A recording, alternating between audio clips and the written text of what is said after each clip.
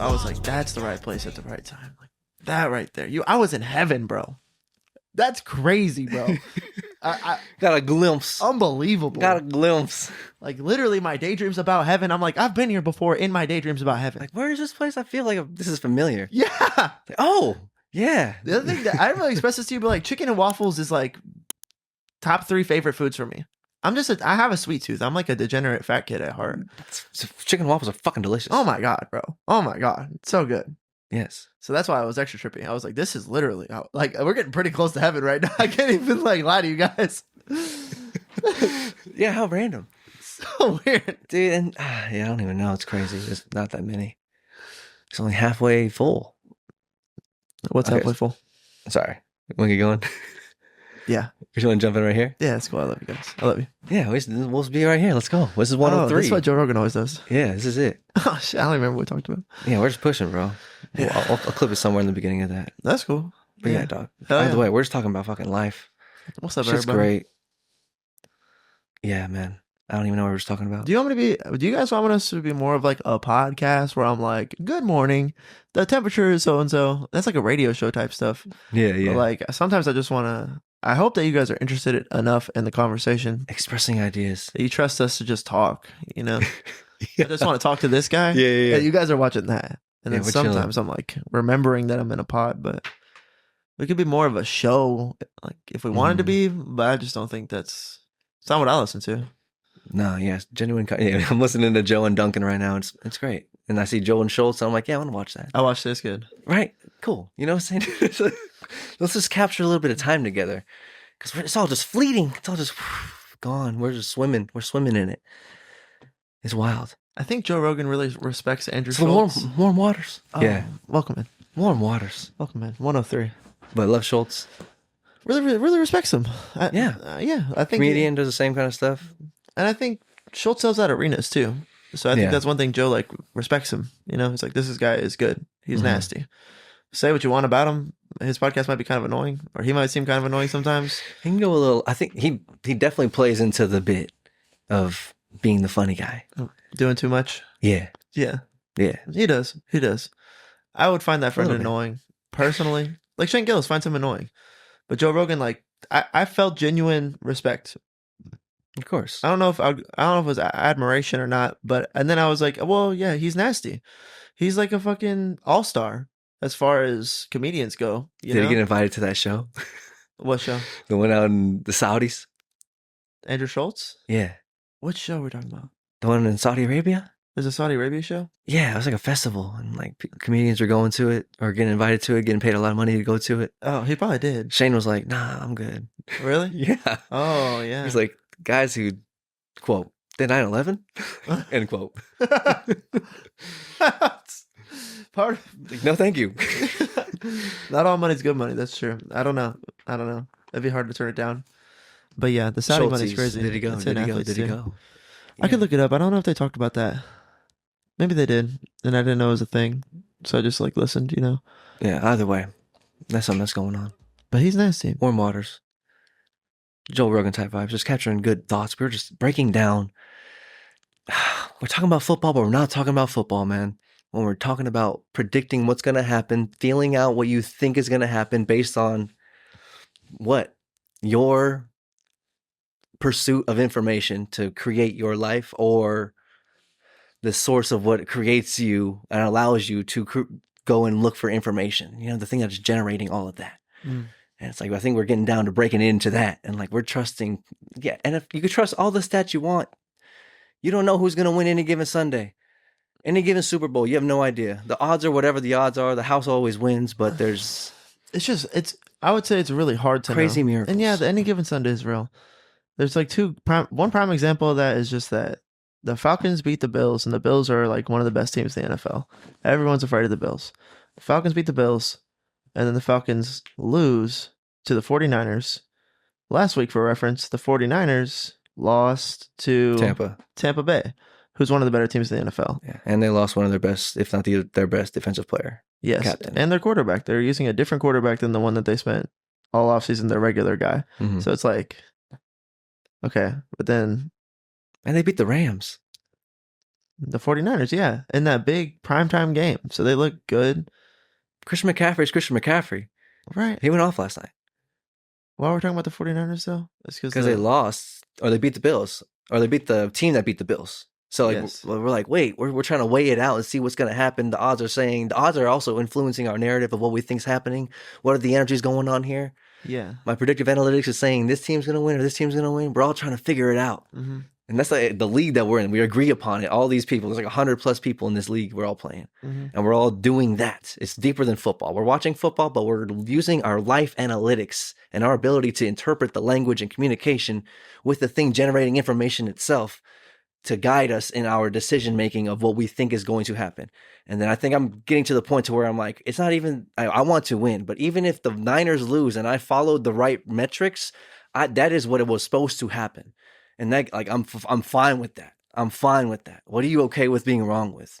Because when now we're trusting this different process, I was like, I was right. I'll be okay if I bet that and I miss it. That's okay. You know, like I'm willing to be wrong about that.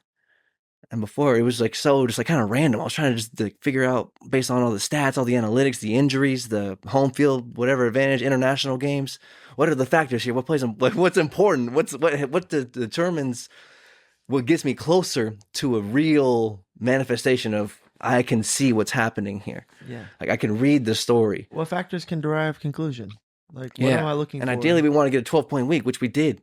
But like we're just following because we're getting better at following that. And like if I'm willing to take more of I'll lose the 49ers week, that's fine. Whenever I pick them in the 3.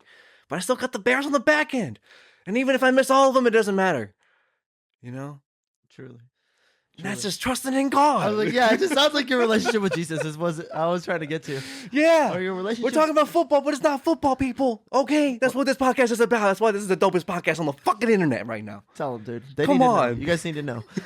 And for anybody, I invite you, go watch Joe Rogan episode number. It's in the 50s. It's one of the first ones with Joey Diaz. Joey Diaz. Fucking hilarious. GOAT. He's always a home run. Every time. This podcast makes so much more sense to me after I saw that. So much more sense to me. First of all, at the beginning, they're just sitting in like 3 fucking chairs in front of a camera. Like, we have a nicer setup, in my opinion, already. Just like some nice feng shui for the conversation. And they're just fucking talking shit, dude. Trolling. I don't know, man. I think we have less. Being boys. Yeah. Yeah. Being boys. We have less dead time with like hot dog jokes. Sometimes it's just hilarious. But no, I feel you. Yeah, for sure. We be doing shit with it. Also, I don't know. I don't want to be too much like, I think you guys should do. I'm not Jordan Peterson. I'm like no fucking expert. Did get a 12-point week, but like that's what if that's what we're measuring, we did it. You know what I'm saying? If that's what's the game we're playing here? Yeah, praise God. Yeah. For sure. It's all whatever. What game are we playing here? And we're trying to figure out how to I guess a lot of people are trying to figure out how to play this. I was gonna say your strategy for this game sounds like because your life is predicated on Jesus. You were like, I surrender. Doing the extra mile too. That's what gets you there. That's what allows you to justify your picks sometimes, or try to determine what's not from you. Yeah. The you that you are 98% of the time. And sometimes you could pick up a piece of trash, get on that energy, that frequency to extend that 2%. It's like, let me get into that world. And then it starts with picking up trash to picking up a whole bunch of trash all the time, pretty much everywhere you're at, to making sure your house is clean, cleaning your fucking dog, cleaning your lawn, cleaning your car. Doing all your shit, you know what I'm saying? Yeah. And it's like, if you get on that road, and then I don't know, and then it's going the extra mile, which helps me justify some of the faith I'm putting into this other thing that we're picking, this game the game of what's going to happen next, whatever that game is. Well, yeah, the NFL is a lot like life, because it is life, or like. Games are like life. Competitive games are like life as a metaphor. That's why we like sports movies. But then at the same time, it's like a bunch of life is happening. Like all these guys are competing against each other. But each one of those guys is going to wake up in his own bed, has his own story going on. And then he's like a part of a whole. But I'm saying it's like that's just like life colliding. Like, did the cornerback in front of the wide receiver, did he like eat good this week? It's like factors that made him not eat well this week might have been like relatively outside of his control. Or maybe like. This is where I'm going to get a little bit like hokey pokey, right? Okay. With it. Put your foot in it and turn your ass around, brother. Okay. Like the month prior to the game that's about to happen, the cornerback could have just like not made good choices for himself. Like maybe he was playing too much Fortnite before he went to bed and like staying up late and then not Kyler doing, Murray. dude, right? Like a month of That was not- an accusation and a joke.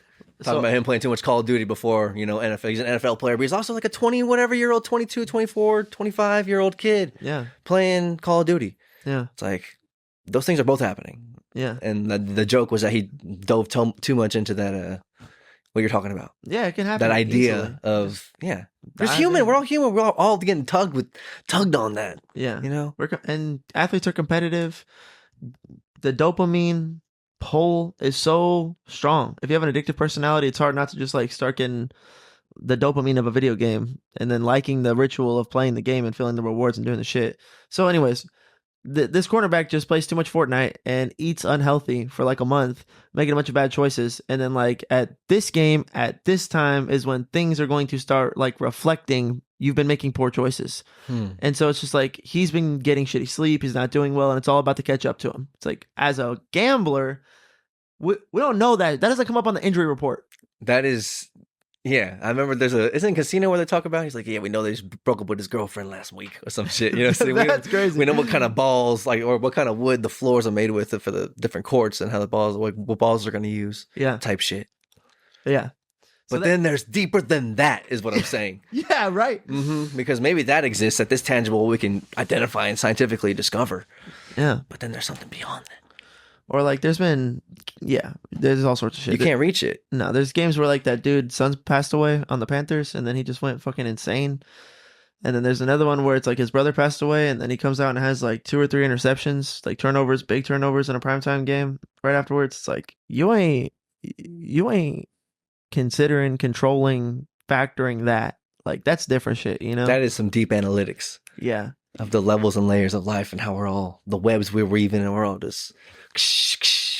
It's unpredictable. Yeah. And so like you have to build your house on solid ground, not shifting sand. And then it's like, I think that's why you're like, I sacrificed my will and I lean on my core principles, aka my guns. And one of those that core principles that's presented itself and has been profoundly this current chapter of life that I'm walking in is going the extra mile, which is, in my opinion, pretty Christ-like. I mean, when he talks about the extra mile, it's like when you're infringed upon, you go the extra mile, but you're like doing it in a different sense.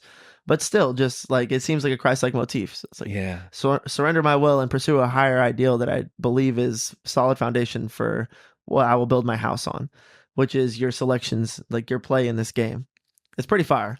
Yeah. It's pretty fire. And it's working. And that's life and it's working. I think it's working because we're kind of like we're trying to predict life.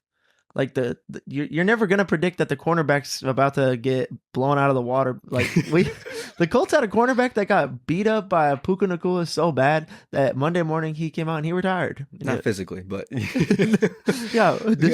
Puka had 170 yards and 2 touchdowns or something like that. Oh man, and I guess they were trying to keep. We have like a cornerback 1. It's like a top 5 in the league, but they had him on Devontae Adams all day, and then this other guy in the slot with Nacua thinking like that was the best way to arrange their strategy, and he was just fucking keeping like, hey, you'll get him next time. Didn't get him next time. Monday morning comes out and says, I want to spend more time with my kids. I miss my kids. I'm done, man. I'm fucking done. I don't want to play no more. Y'all can keep playing without me. I'm good. You don't know anything about 2 How old was he? touchdowns? I think he was like 28. Damn. Yeah, Let's dude. go, young man. Retire. Yeah, I guess he had a hell of a run, like 4 or 5 years on the Dolphins. Was an all-pro kind of, and then went to another team, then came to us. Okay.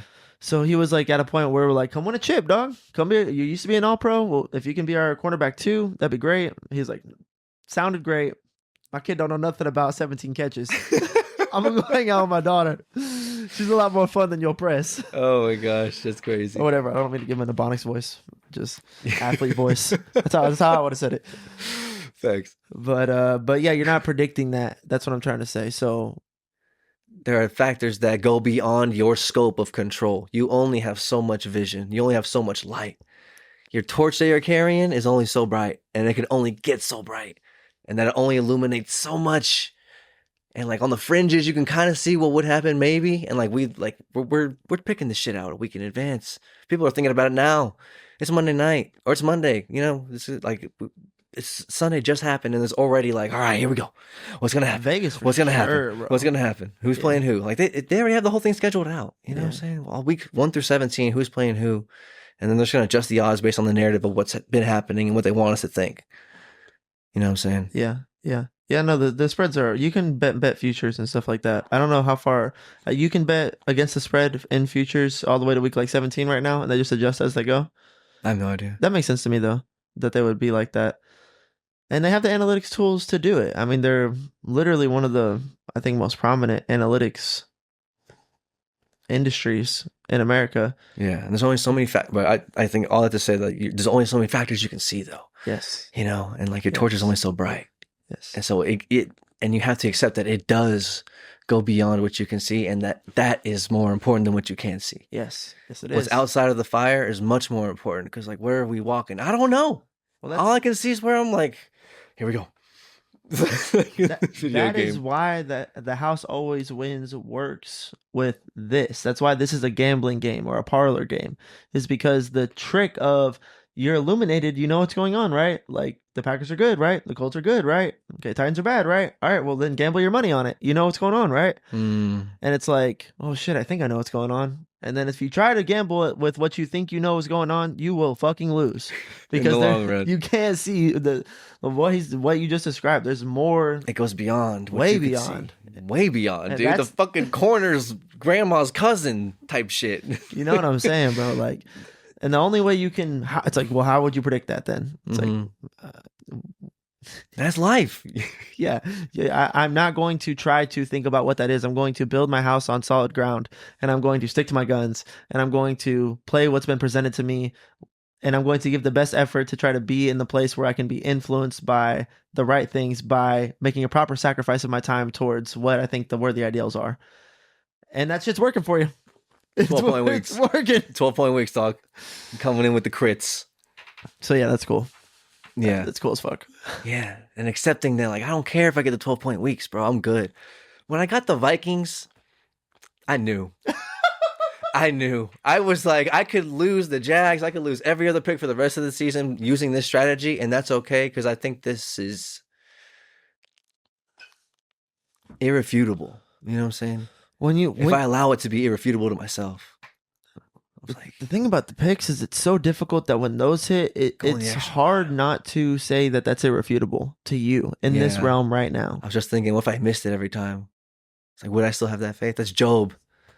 Just sometimes it doesn't feel like this. Like, last season didn't feel like this. And I knew. No, definitely not. No, right? I was trying so hard. Yeah. I was, the beginning of this season, I was trying so hard. And caring so much. And losing so often. And now I don't care anywhere near as much. And I'm winning way more. And I was like, okay, that's fine. That's fine. Even if because I was already losing anyway. So any adjustment is fine. That's just wisdom, dude. That's just pure wisdom. That's most of life, I think. Yeah.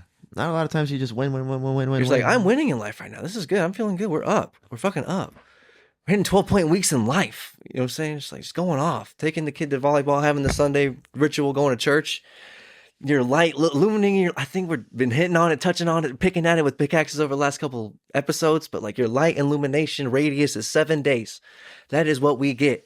You can't plan a month. You could stack a week at the most if you're lucky. And things go according to plan all the time. Like, that's fucking hard. So like, the only way you could ever possibly get to the end of your light is if you make sure that what's right in front of you, you're making the right step, like right now. You know what I'm saying? It's like, okay, here we go.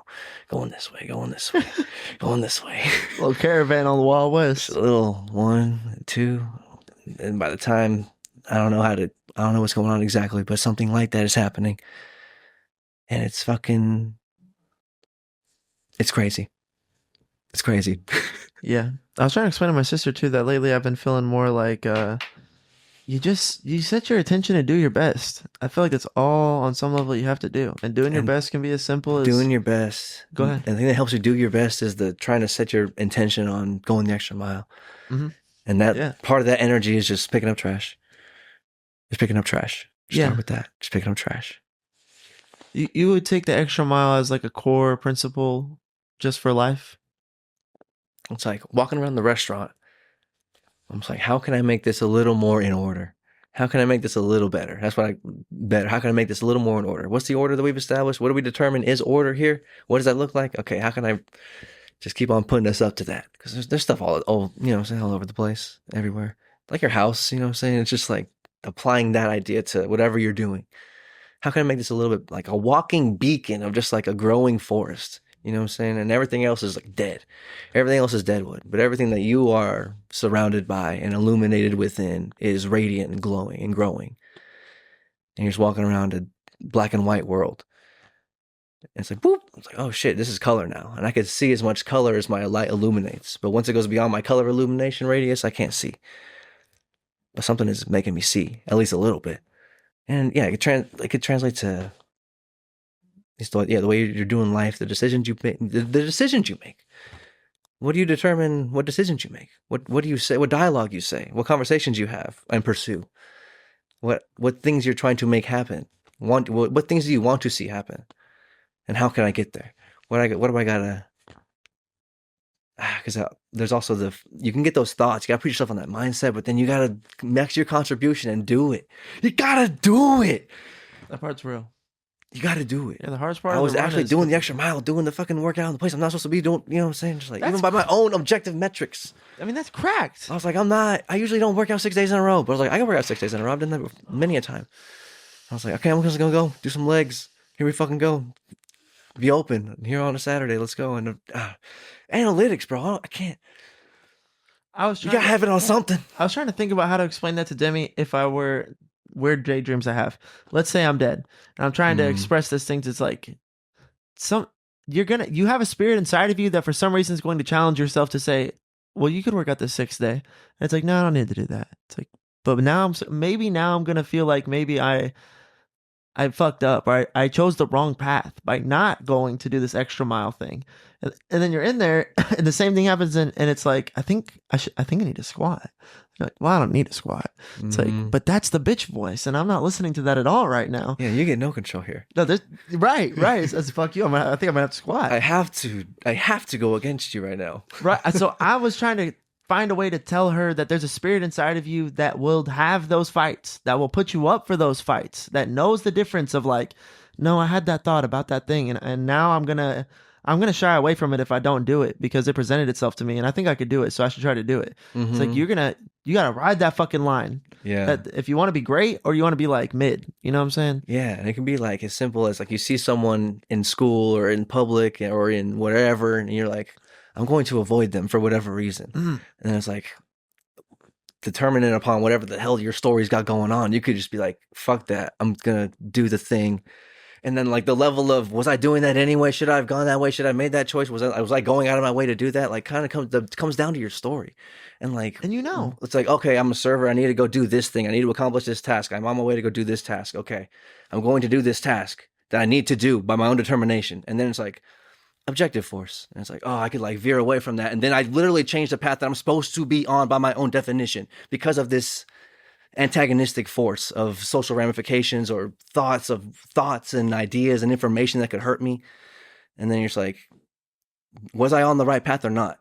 And it's like, fuck that. Yeah, I am. Like, I need to go this way to go get this drink, or I need to go this way to go do this objective that's like important right now. And it's like, okay, well, what discerns part of your determination of what's important right now? You know, your values, your current position on the narrative, how you feel about it, how it's making you feel, and then how it's making you feel. If you truly have conviction about that feeling, it should provide potential action, and that potential action would be like what you would do. What's your contribution? How you're reacting to the narrative that you're existing in. If my character did this, it would be someone who's going the extra mile. Objectively watching a movie. Right. You watch the movies, you're like, that guy's doing it right. Or that guy's fucked up. Like, yeah. Ramsay Bolton, he's a fucked up character. Yeah. Agreed upon.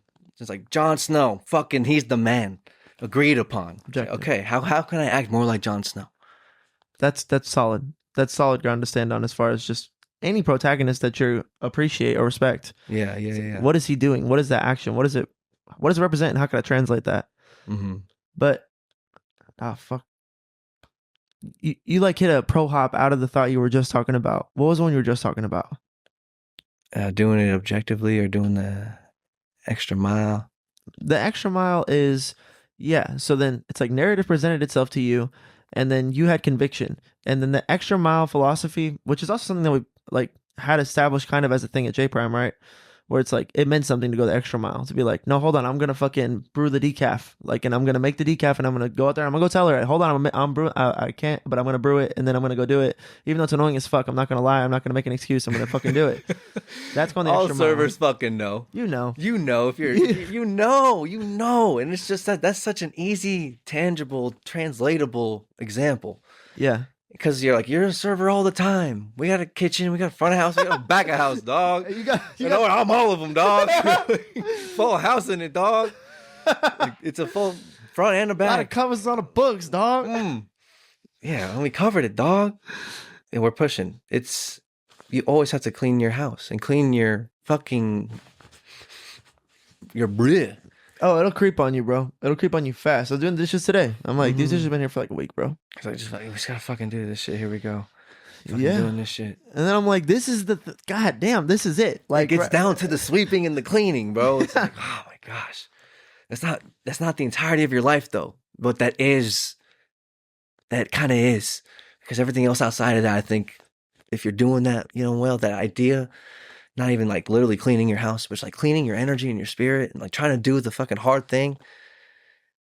Acting like the main character, trying to embody the hero energy yeah. to the best of your ability, objectively through your own metrics, and then someone watching your own metrics, which is you, and living your own metrics, which you've determined for you. Then you watch you play them out. Yeah. And you're like, okay, this guy's gonna, I'm trying to create the future, predict the future. What's gonna happen here? This guy's gonna, It's hard because he works out. He likes to work out. Okay, here we go. He's gonna do this 5 days. Okay, and then it's like, okay, here's that pinch point, or here's the waking up a little bit earlier than he should have, or here's like the picking up the trash.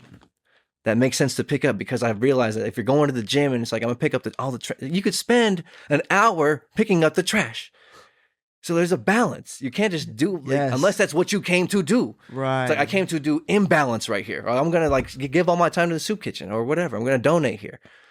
Time is a different kind of thing, but it's like picking up the trash. You can just like pick it. I'm literally going this way. I stepped on it. I could pick it up. There's a trash can right there. That's low hanging fruit. That's super easy. Boom, boom, boom. And then that creates different levels and nuances and gets deeper and wider and more intricate. It does. And you become addicted to it. It's not constant grit and grain friction. It's like you start getting off on it like a monster. Every time you throw a piece of trash away, it's like another stim for your veins. You're like, oh, more Wolverine. I'm taking over ground right now. Yeah, you start feeling like Kobe. Like, oh, I scored 15 in a row. Goggins, bitch. Like, bro. I'm good. It's Goggins, bro. It's taking their soul. The extra mile takes their soul. Give me your soul. It's David Goggins. I was putting that together on Saturday night. I was like, that is Goggins. What's he's tapping into with they're in Hell Week doing Marine. If you never heard David Goggins, highly recommend all of his books. He's just the idea of going hard and being crazy. But he's in Hell Week for his Marine training or the SEALs training, right? And he's Butts week. yeah, he's going. It's crazy. It's his second or third time in there, and then there's a point where he's talking about to Joe Rogan about it, and he's just talking about the idea that he was in the place of, I've been here before. I know what this should feel like at this point in the week. At this point in the week, we're all dead, and the people who are advising us have all been here. Like the only way they get to instruct us is if they've gone through this. So like they know how they felt at this point in the time, and then they used that and like just had a crazy influx, a second wind, scientific miracle of energy output. And they then started just like chanting, throwing the yelling, fucking log, like doing way more physical work than is necessary. Yeah. Then like that is like, I'm gonna go 2 then, bro. And they went 20. And they just had a crazy burst of energy, like at a halfway point through this Hell Week, in which all the instructors they know they're thinking, there is no possible way in hell I could have done that. What has given you that power? And they just tapped into I'm gonna go the extra mile. I'm gonna fucking take your soul right here, bro. You don't want me to do this? I'm gonna fucking do it and smile. You know what I'm saying? It's crazy. With a smile on my face, and I'm gonna take your soul. Okay, so I'm kind of convinced of this little formula I set up. I wish I hadn't kept that door open for that fucking 20, 30 seconds that we did. Little fly buzzing around. But no, narrative, you have a feel that you do place yourself in narrative and you do have a feeling about that narrative. Mm-hmm. That is happening. And then that feeling should provide conviction if you're able to intellectualize what's going on. And then out of that conviction bred your extra mile. And then the thing is that it needs to become actionable. Most convictions all the time at some point have to become actionable. Otherwise, are you really convicted? It's like, how convicted are you then? That's like conviction leads to action. You know, they say like love is actions, like something I've heard before. But I feel the same way about conviction. It's like you can't at least say something. Like if you really feel some kind of way, it's like maybe sometimes you don't need to talk politics with your parents at dinner. But like in public discourse, if you really feel like a certain way and then they're having a lot of political talk that it's like kind of calling out to you to like, if they ask you your opinion, you kind of have to like say, I disagree because of this, this, and this. Otherwise, do you really disagree? You know, I just think it's missing the mark to not express yourself truly and authentically. And so, yes, with that conviction, you're called to action, and the action is the extra mile. And then you're following through with that, and then noticing that it puts you in places at times where you wouldn't normally be by going down those routes. And you're starting to wonder if those places are where more opportunity and good fortune and blessings might lie. And thus far in your experiment, it does seem that that's the case. Yes, doctor. Yes, doctor. That's rowdy. Yeah. And that's what you come to this podcast for. That's what we're talking about. That's a witness right there. That's what we're talking about. Yeah.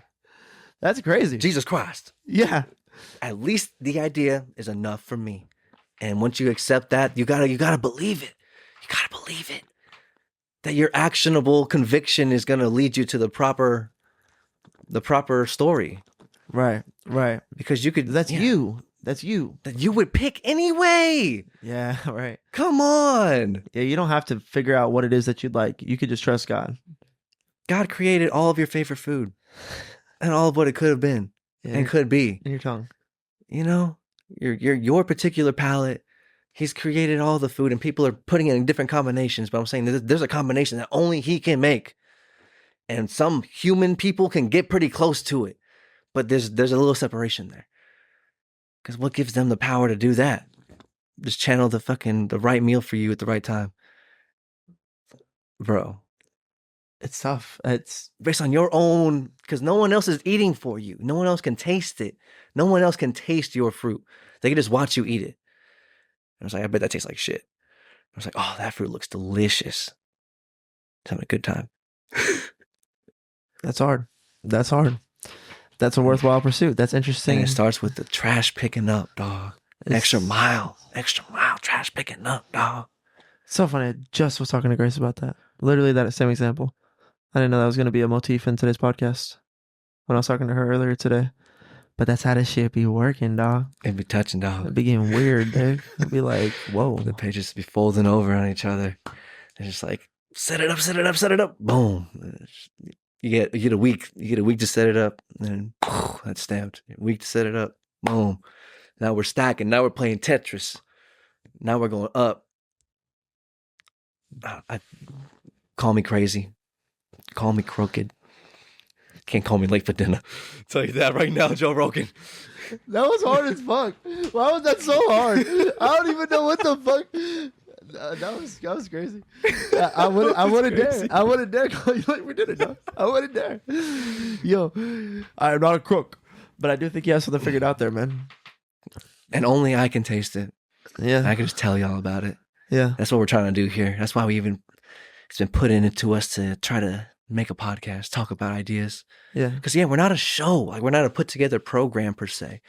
Because the put together program, what's putting it together? You know, the thing that's putting it together is you, and you can do the best you can. But there's like something added, an extra level and layer when you're just going off the top and you're just talking about ideas and literally feeling it in the moment. And people can manipulate that. But if it's just like comes down like with crowds and fucking whatever, but if it's like comes down to just like, all right, we're just like talk it out. Let's just talk it out and see what makes sense. And we could just like literally talk it out. And like just through what lens are we going to talk about it through? And it's like we have to agree upon like trying to be good people here. And what's that look like? Doing the extra mile type shit, whatever that energy is. And I think the golden rule is like the do unto others as you would have others do unto you. It's like that is an agreeable lens we can all say is like, that's probably a solid idea. You probably shouldn't be fucking people over if you don't want to get fucked over yourself. Yeah. You know? or causing harm and pain and doing whatever it is to others that you would not have people do unto you or your family, people you care about. That's pretty solid. Yeah, That's we, pretty solid. we can work with that. We can work with that. We can cope with that. Well, here's the That's thing: foundational. is you need axioms. You need axioms. Like you need some of those. Like you have some if you don't pick some, and then what those are, they can be bad ones. So it's like with that constraint, that's definitely a good one to choose. You know, Yes. that's like making a good wish. It's like you only have 3, so you gotta be smart with it. It's like same thing with your axioms. You gotta stand on solid That's ground. a good rule of thumb. Yeah, The golden rule. We can work with that. Yeah, for sure. For sure, dude. Yeah, I like when we're all deep as fuck talking about this shit. I'll be thinking about the 22-year-olds listening to our podcast. Sometimes we just fucking take the jet skis and just start let that thing rock, baby. We're up to 80 miles per hour real quick. Let that thing rock, baby. But yeah, No, yeah, it comes down to simple shit, bro. What's everything talk about? I'm trying to remember. There's a space in there where I had thought about things. I just like your conviction. I like that.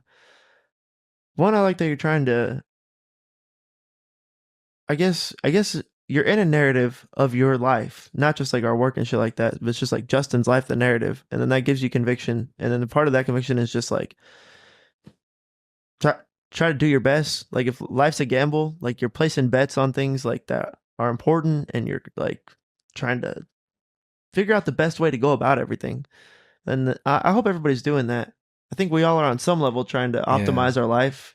We have to figure out where we're going to sleep, what we're going to eat, and what we're going to do to help facilitate all of that. We got to take care of our bodies. We got to shit. We got to shower. Minimum. Yeah, this is life experience. Minimum. Minimum.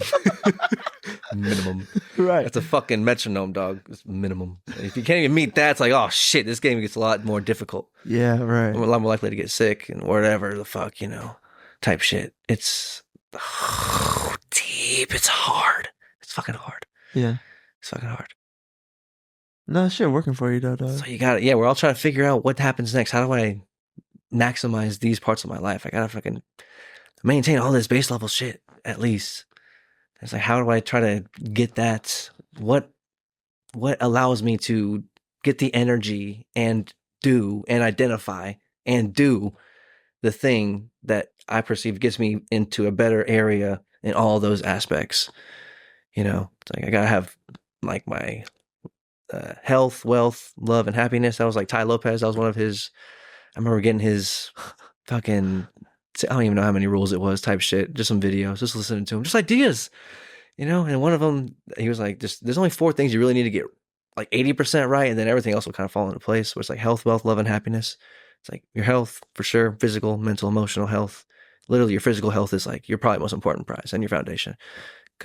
But under that is relationship with God, for sure. That generates all the other pillars. Right. But it's like health, you gotta fucking, what generates the energy and the identification ability and the actionable steps that you can take? What source of influence do you bow to help you get that energy and do the thing?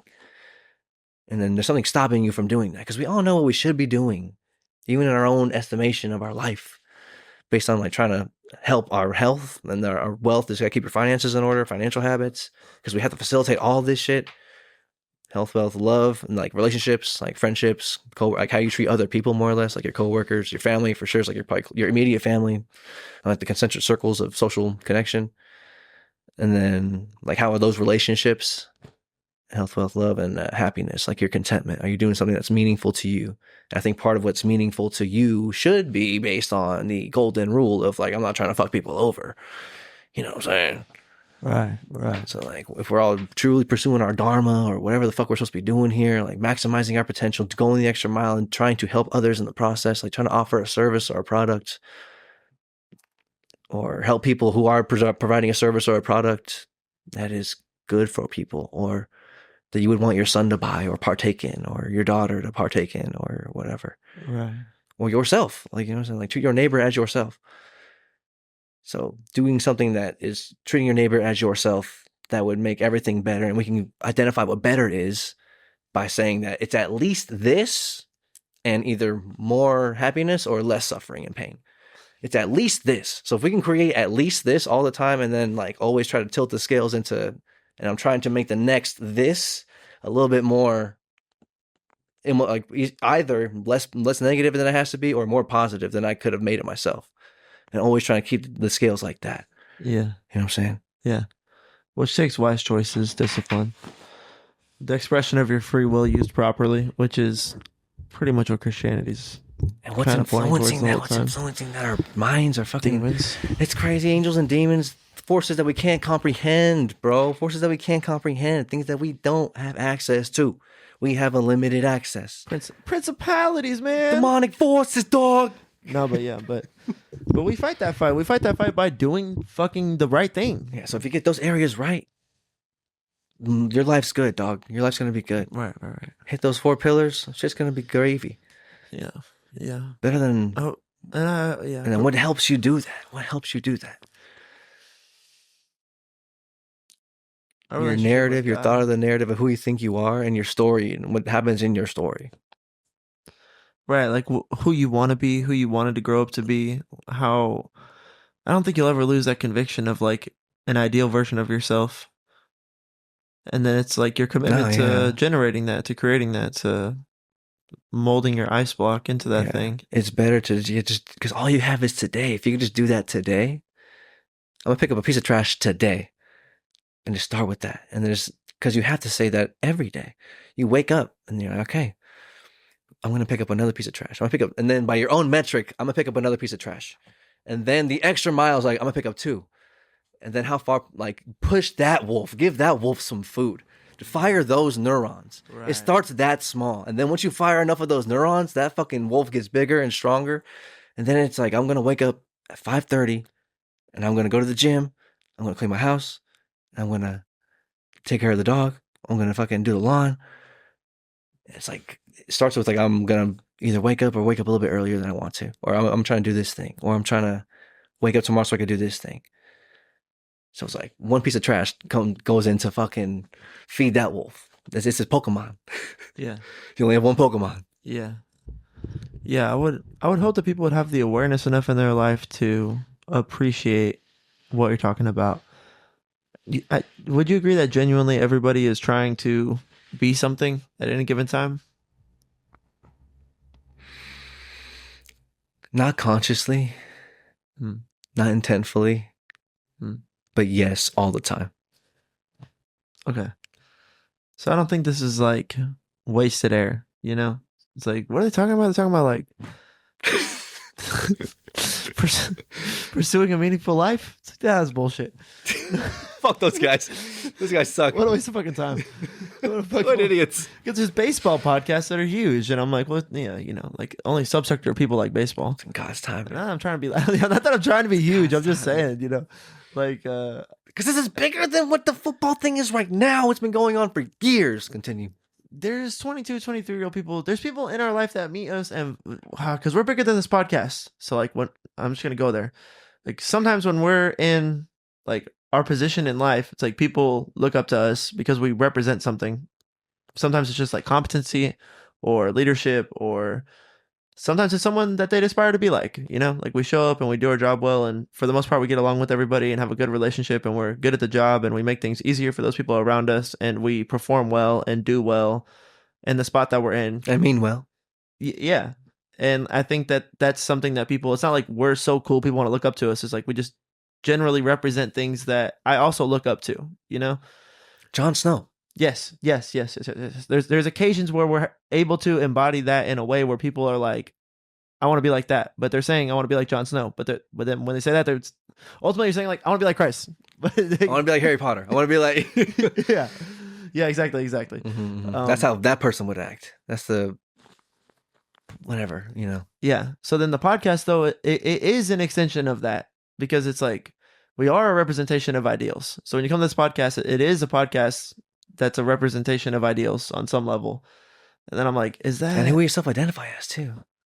Who we identify as? Or, yeah. Or... that made me think about just like tying all the way back to Schulz. He's like, I'm a comedian. So maybe like on Joe, he's a little bit less dialed up on the, I'm a comedian who has to like make the show funny. This is my show. I got to like dive into that, play into that comedic role a little bit more. Yeah. And like that looks to me like doing like this. And I'm saying those dialogues that, or whatever, making those jokes, doing that thing.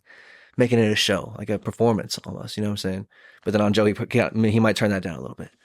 It's Joe's show, and Joe's show is more of we're just chilling in the water, dude. Like, what are you doing? Why are you cannonballing in our water? Jackknife. Yeah, I feel you. We're chilling, dog. What are we talking about? Why are we jackknifing right now? We can just float in the lazy river. Yeah, so we're saying by identity, we're someone who wants to think and talk about these things and help other people with these things. Should they become in a place in life where they think these things are just as important as we found them to be? I agree with that. That is why the show is like that. And so when those people come to our show, I hope that they're not turned off by that. But ultimately, I'm like, that's what you are. That's why you're here in the first place, I think. We're getting out there. We're out there. We're out there. I figured out. I remember my thought too. I could Yeah. get the last one off my head. Was that it's one thing that's difficult about all this is that it's like you are a person, and like you have to have Yeah. like it's hard to know what to say at any given time. Yeah. Like I remember just sometimes you go to the bank and you're like, they're like, "What's your birthday?" And I'm like, and I just feel so stupid. 9893. Yeah, like I gotta draw that memory out, or like you ever just like You say the month. Do you say the numbers? What do you want? Like yeah, I'm like 8/31/94. the full day, Sorry. the full just day, month. I think it was a Thursday. You want 4 digits in the last year? Like what are we talking about here? Yeah, format. Yeah, but I feel stupid. It's like, or they ask, yeah. So have you ever like called your teacher mom on accident? You know? Oh yeah, just Thanks, mom. Yeah. Oh my god, it's like it's hard to talk. Is what I'm trying to say. And then, so there has to be like some level of grace for yourself. But this isn't a spotlight to say. I'm not trying to. I'm not standing here saying give yourself more grace, because it's like I think we do a pretty good job of that. Just like on a Jordan Peterson level, it's like if anything, I think you should like tighten up a little bit more than just be like looking to give yourself more grace. But you do need to give yourself grace, because if you're anxiety ridden about your failed performances, then you'll have a hard time optimizing your next performance. And we fail 90% of the time, so you got to get used to that, dog. It's like the thing that I'm trying to point to is that you got to figure out how to be someone who doesn't know what they're doing, and then figure out a way to care about the things you want to do, and then to execute some version of an organization, of an attempt at an effort to pursue whatever it is that you've decided would be the ideal behavior. That is hard to do. It is hard to do. So you're going to figure out how to do that as part of this process. And like sometimes we struggle just calling the checker mom. You know what I'm saying? So I think that's like, what am I trying to point to exactly? Sorry, I'm doing the Jordan Peterson thing. What is it I'm trying to say? But it's just that I think in my own personal life, I've done a pretty good job of pursuing long enough to be able to like go to work and for the most part handle all of those responsibilities and execute them in a way that I'm relatively impressed by day in and day out. But it took like years to be able to do that, you know? Mm-hmm. And it's the same thing with this, is that sometimes it's going to take years to be able to do that well, but it's still worth the pursuit even when you're doing it at the low level, just like a server, just like when you're entry level, but you're still getting through the night, minimal errors, low comps, making money. You're getting by every night. No one figured out you're a fraud yet. Those are we all have imposter syndrome. Yeah. That's what that is. It's so real because we don't know the rules and we're just trying to figure this out. No. Like being a Christian, or it's like being a new server, or being a new kid. It's just like I don't have like the confidence to be like praying in front of people like that. Right. But it's like it's worth trying to get there. That's what I'm trying to point to, is that's the game more than anything, is doing things that you don't know how to do. It's like that requires like a child's like grace a little bit. Like you don't want your kid to be like telling you no and shit. You know what I'm saying? Or saying why every time you tell them to do something. But like the father, the generator of your consciousness, the thing that's giving you the choices. You know? Yeah, totally. Yeah. It's like you have to like kind of like help yourself like be okay with not knowing what the fuck you're doing, but like with the intent of trying to figure it out, definitely. But that's part of what's going on here, is that we don't know any of this shit at all. And most of it we're going to fail at a lot. And then there's only one Jesus Christ, but you're going to pursue a life of being Christ-like. It's a difficult thing.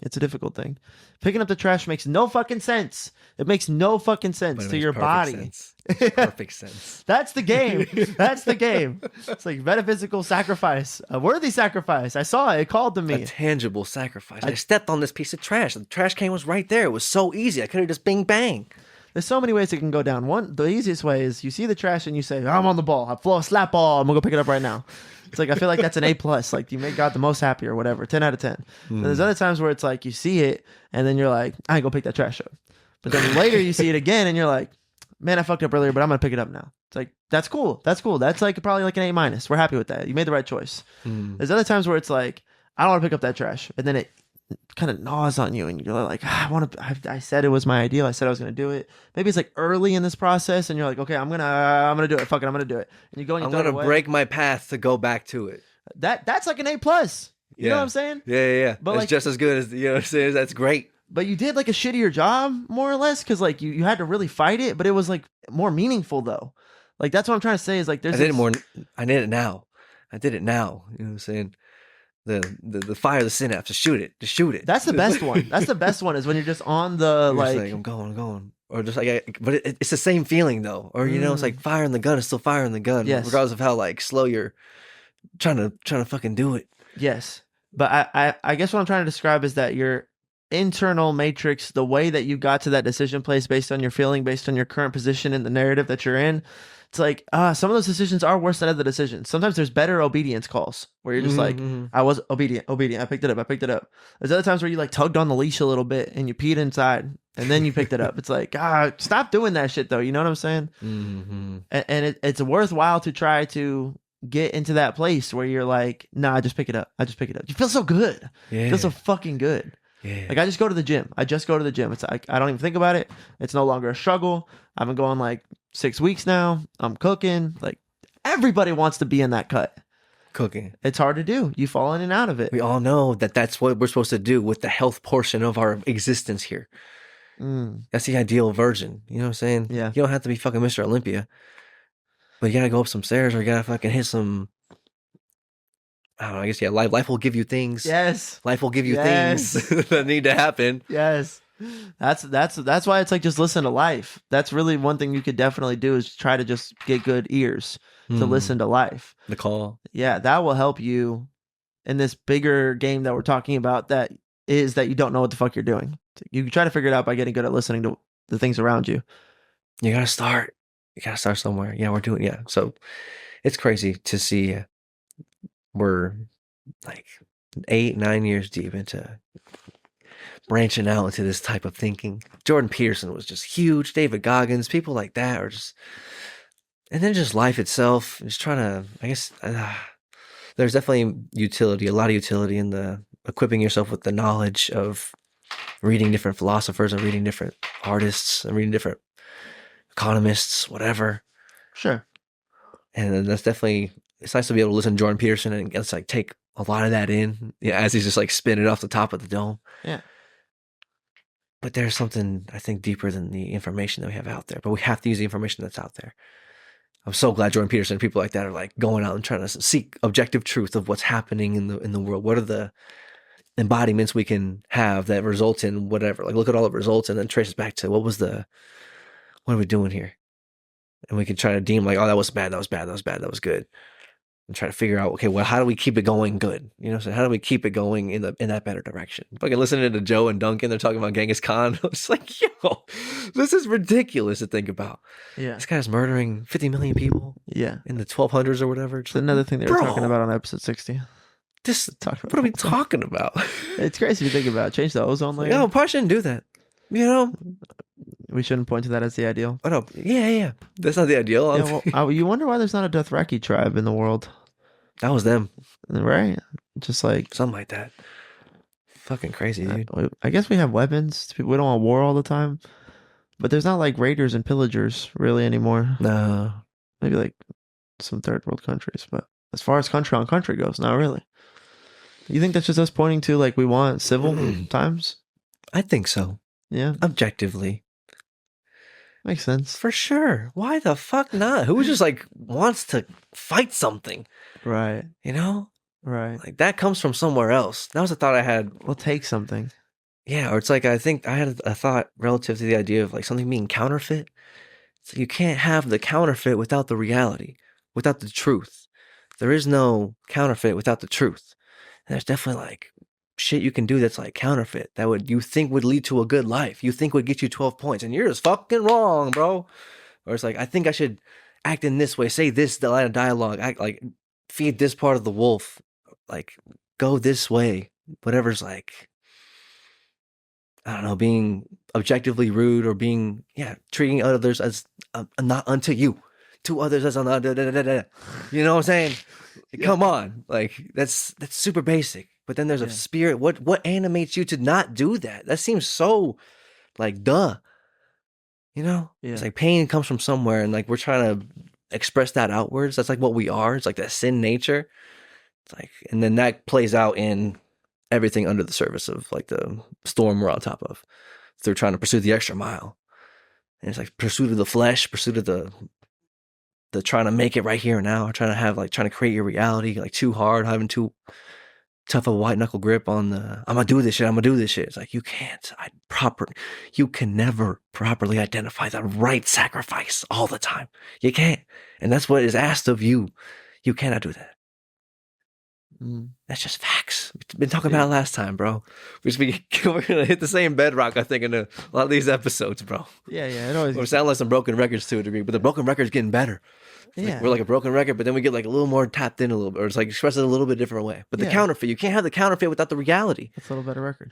You feel me? Yeah. It's good. Yeah, they know the truth. They know the truth. We know the truth. You know. These people know. You fucking know. Yeah. Watching the movie objectively. The truth exists. What the right behavior and action would be. And dialogue would be. You do subconsciously want a better version of yourself. You want to be more fit, or you want to be better with your money, or you want a better job. Or at least this. Or more emotion, positive, or less negative emotion. At a bare minimum. That's what we're all trying to do. Yeah. That's the pod's about. Yeah. Okay, another thing I want to talk Genghis Khan, what the fuck are you doing? Oh, we're chilling. We Halloween. Evil shit. I don't know. People are saying there's a lot of gym bros with podcasts right now. And they look at us and say, "You're another gym bro podcast, bro." I'll see you in 1,000 episodes, bitch. We'll see what you're doing in 1,000 episodes. Go ask my fans if we're just another podcast. Oh, you got people with the jerseys on. Nah, bro. Yeah, holy boldness, bro.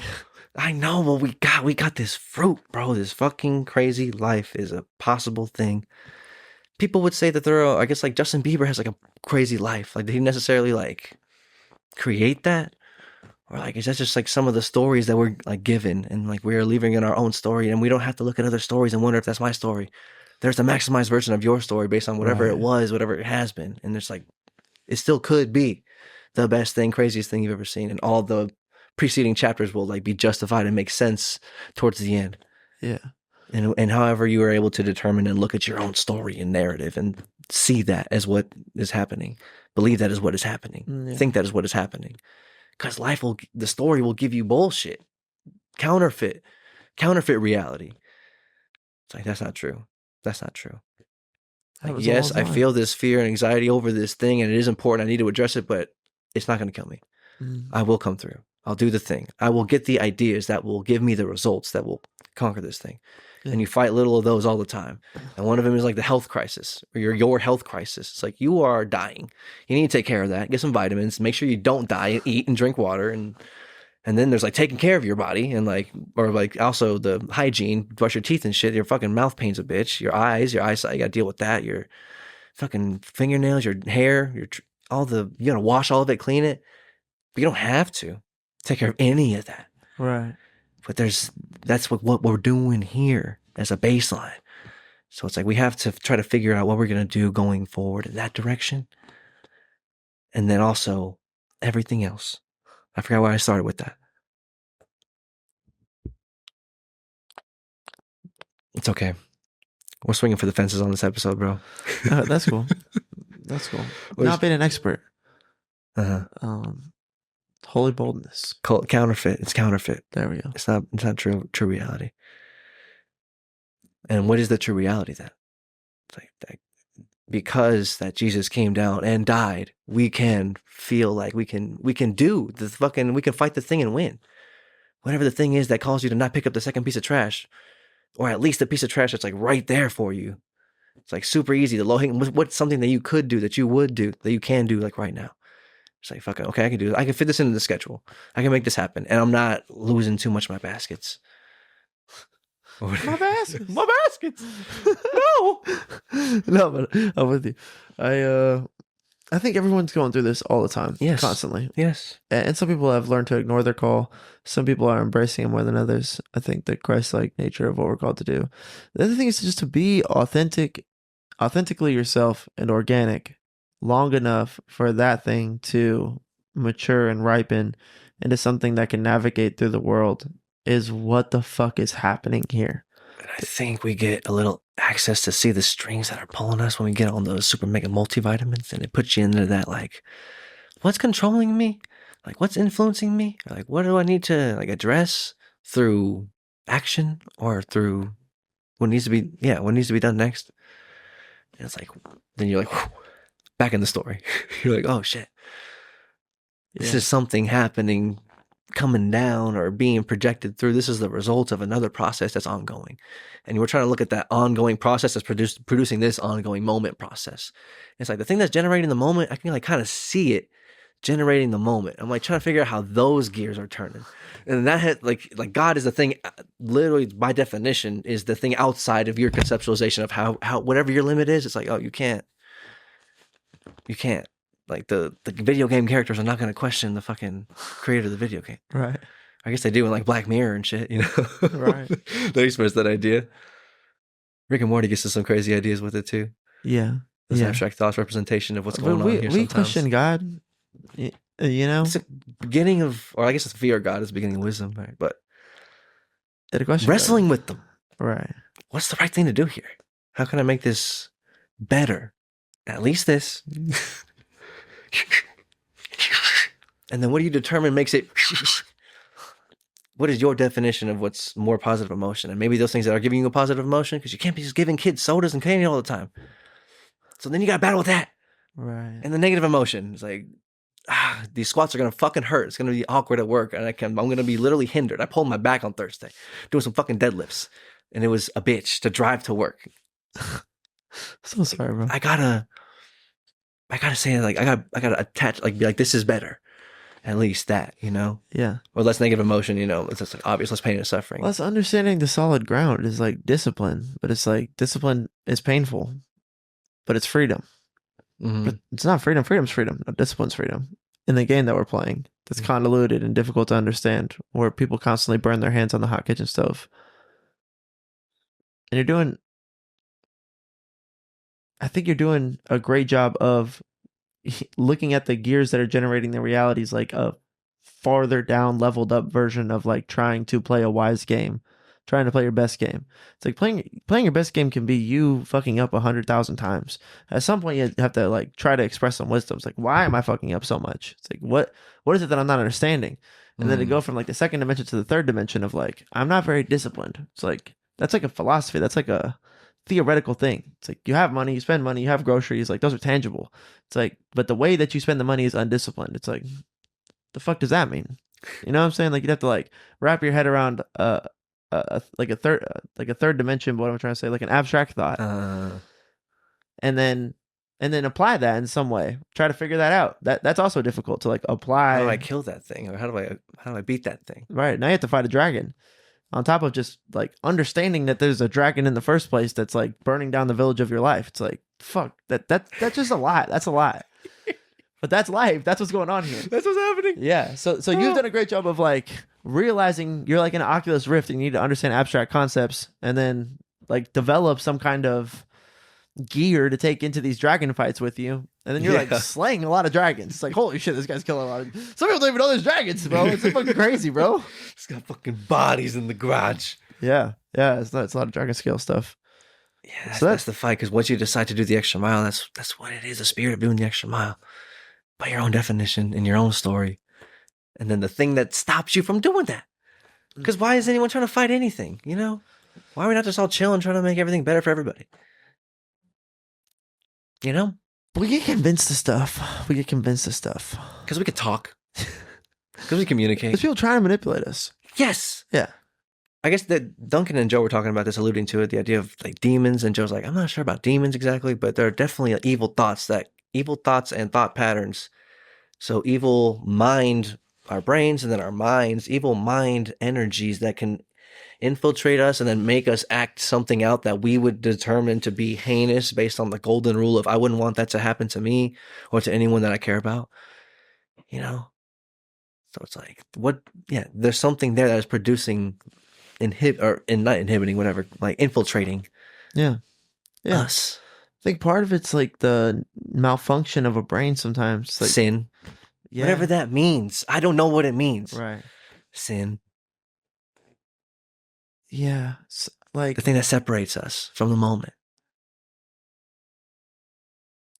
We call it sin. Just not hitting the mark, not being able to identify the proper sacrifice that is better for you and then all the concentric social circles based on your health, wealth, love, and happiness, based on trying to help other people with that. You can't do it. some people are getting like abused at home. Oh, God. Yeah. So that makes it hard to like think about abstract thoughts, why things aren't going well. Mm. I think that's like, because I was thinking about like a school shooter is like the Jesus Cristo. the manifestos for some of these school shooters or like the Oklahoma City bombers. It's like it points to like a similar buildup of resentment, and then this resentment becoming something that makes them they hate other people and their ability to enjoy life. And with that resentment, it results in them wanting to do something demonstrative to like make these people suffer and take as many people out with them as they go. And then they almost always kill themselves while they're doing it. And it's like very like predictable. So A pattern, yeah, of a like recognizable pattern of thought behavior that leads to action. right, like the most horrific and the most heinous, right? Mm-hmm. But it's a recognizable pattern. So it's almost like if you play this game shitty, there's like a roll you can hit where it's like if you make all of these choices in the book, you'll end up like shooting up a school. Most of us don't have those problems. Most of us aren't getting abused as kids, I don't think. And so that's going to help us stay away from some of the neuroses that get into the brain that start leading you down those paths to being so resentful towards people. Mm-hmm. It's like my baby's never met a dog that made her afraid. Yeah, But dogs can be scary. very much so. But she projectably right now isn't going to grow up afraid of dogs, which means that there's a whole list of phobias that aren't going to be like one door away because of that. But that then flip that into a kid who's been abused. It's like doors start coming closer that aren't even open to us to start traveling down that end up like, I hate people. Mm-hmm. Mm-hmm. And you see it happen to some This people. is bad. Yeah, this whole thing is bad. God, creation itself, all right. all of it. It's a spiritual genocide. What creates the urge to do it in the first place? You know? Where's it come from? It's like It's our nature. that's what I'm trying to say. It's in there innately. Yes. It's in there innately to decide, fuck this game. I want to hurt as many people as I can, and the most demonstrative and brutal way I can. It's like, Yeah, fuck you, the bro. most undeserving people. Yeah, bro. It's fucked up. It's like that's the worst of us That's for evil. sure. That's Yeah. evil. Right. That's what we're talking about. That's what Yeah. we're trying to discern. How did we become evil? Where'd that come from? It's there. That's just part of the game. I think it's part of the game. a spirit of Cain, man. Like Mhm. It's part of the game. It's just part of the structuring behind being a human. All that hygiene and body shit I was talking about. Like that's the human. And then I guess through evolution or through whatever, doesn't fucking matter. Whatever the history books have said to a degree, as far as maybe just looking at it to try to figure out how to not perform atrocities. But as far as like what's going on right now, like all you have is right now. Regardless of if we were evolutionarily developed into this way to have this consciousness, imagination, and memory, it's like those things are fucking crazy. And they separate us crazy in our communication. All this shit's fucking wild. I don't know about aliens. That was a whole nother fucking wrench into the mix. That's a whole nother subject. But at least as far as we're concerned, we are just human beings. And part of the being the human being animal portion of you is that you are an evil thing by nature. You are a killer. Like a lion is a killer. It's like it's not like negative to a degree, but it could be if like you see a lion just like fucking up a whole bunch of like baby cubs. It's like, that's not cool. That's not cool. it's funny that there's a Or a line. bear. There's a line we'll draw with what we're okay with as far as animal behavior. That's not cool. A lion kills 10 deer. He's a savage. That's some brute shit. 10 baby cubs. He's a psychopath. Psychopath. Come put that line down. I ain't gonna fucking do it. So, dude, yeah, but there's where there's an animal, we're a killer. We're a sinful creature by nature. Mm, The way that beavers build dams, we we rebel against the creation. right. Yeah, That's just what we do here. I'm not sure why, and it doesn't matter. I guess I don't know. That's another conversation for a deeper time. We're probably talking about this for the rest of our lives. yeah. It's like asking why the basketball court's in a square. Why do I exist? Like, Yeah, yeah. I don't think it matters. Well, why do you exist does matter. it matters so much. Yeah. But like, how you have no control over. Control your controllables, kid. Attitude and effort, kid. That's all you got. Attitude and effort, kid. Stank face. That's it. Stank face. Yeah, man. And your attitude is what? Determined based upon the mental or the fucking demonic forces and principalities that go beyond your comprehension of what is happening. So like the energy you bring to the what's going on, to what you're doing. It's attitude, right? Yeah, what you think is happening right here. What kind of character am I? What happens in the story? Yeah. Well, you can conceptualize who you are and your character and be that character. But I guess if you want to be like a happy person or a upbeat person, you would have to be bringing that. You have to choose to do it. You gotta choose to do it. Yeah, I don't know if we're trying to be a type of person like that, but I do think that you want to bring your best attitude, like the best attitude you could bring to, like, open, receptive, down to go, down to work, down to do the thing. Yeah, really trying to win, but not crying if you lose. Yeah, right. There's a way to lose with grace. Yeah, I'm gonna take the 49ers in the 3. That's fine. On the chin. I can lose this game. I'm just figuring out life here. But it's like, no, like you're kind of tapping into some shit right here. This is going wild. It's like, okay, we're just gonna see what happens for the rest of the season. Doesn't really matter. It's just life. It's just fucking life. It's awesome. And we're doing that with like, should I go to this college? Should I go to these classes? Should I the attitude. Like, what kind of student am I? What kind of husband am I? What kind of father am I? yeah. You're able to give yourself more. Oh, that's another thing that David Goggins taps into is the cookie jar. You can't live there. It's a cookie jar. But you can go there when you're like in the middle of taking someone's soul. And it's like, how do I keep going? It's like, because you're the person who keeps going. Like, here's like an example of you doing the thing in a different metaphysical, abstract way. But it represents the idea of the embodiment of the hero who does the thing that is like deemed really hard to do with a dragon that's really big to slay. And you go and you do it and you win. And you did this thing and you did this thing. But then ultimately, even with Job, that's like why Job is so beautiful, because he's like doing that properly. And the devil's like, I bet if you take that away and gave him all else, he only loses, he's going to forsake you. And he's like, no, he won't, because he doesn't care. He doesn't care about what he can produce. He knows that you can't break it. You can't break the trust and the faith. That's like what he's like, the most personal, like the highest example of the exemplar of the most highest, utmost faith in the most dire circumstances, besides Jesus.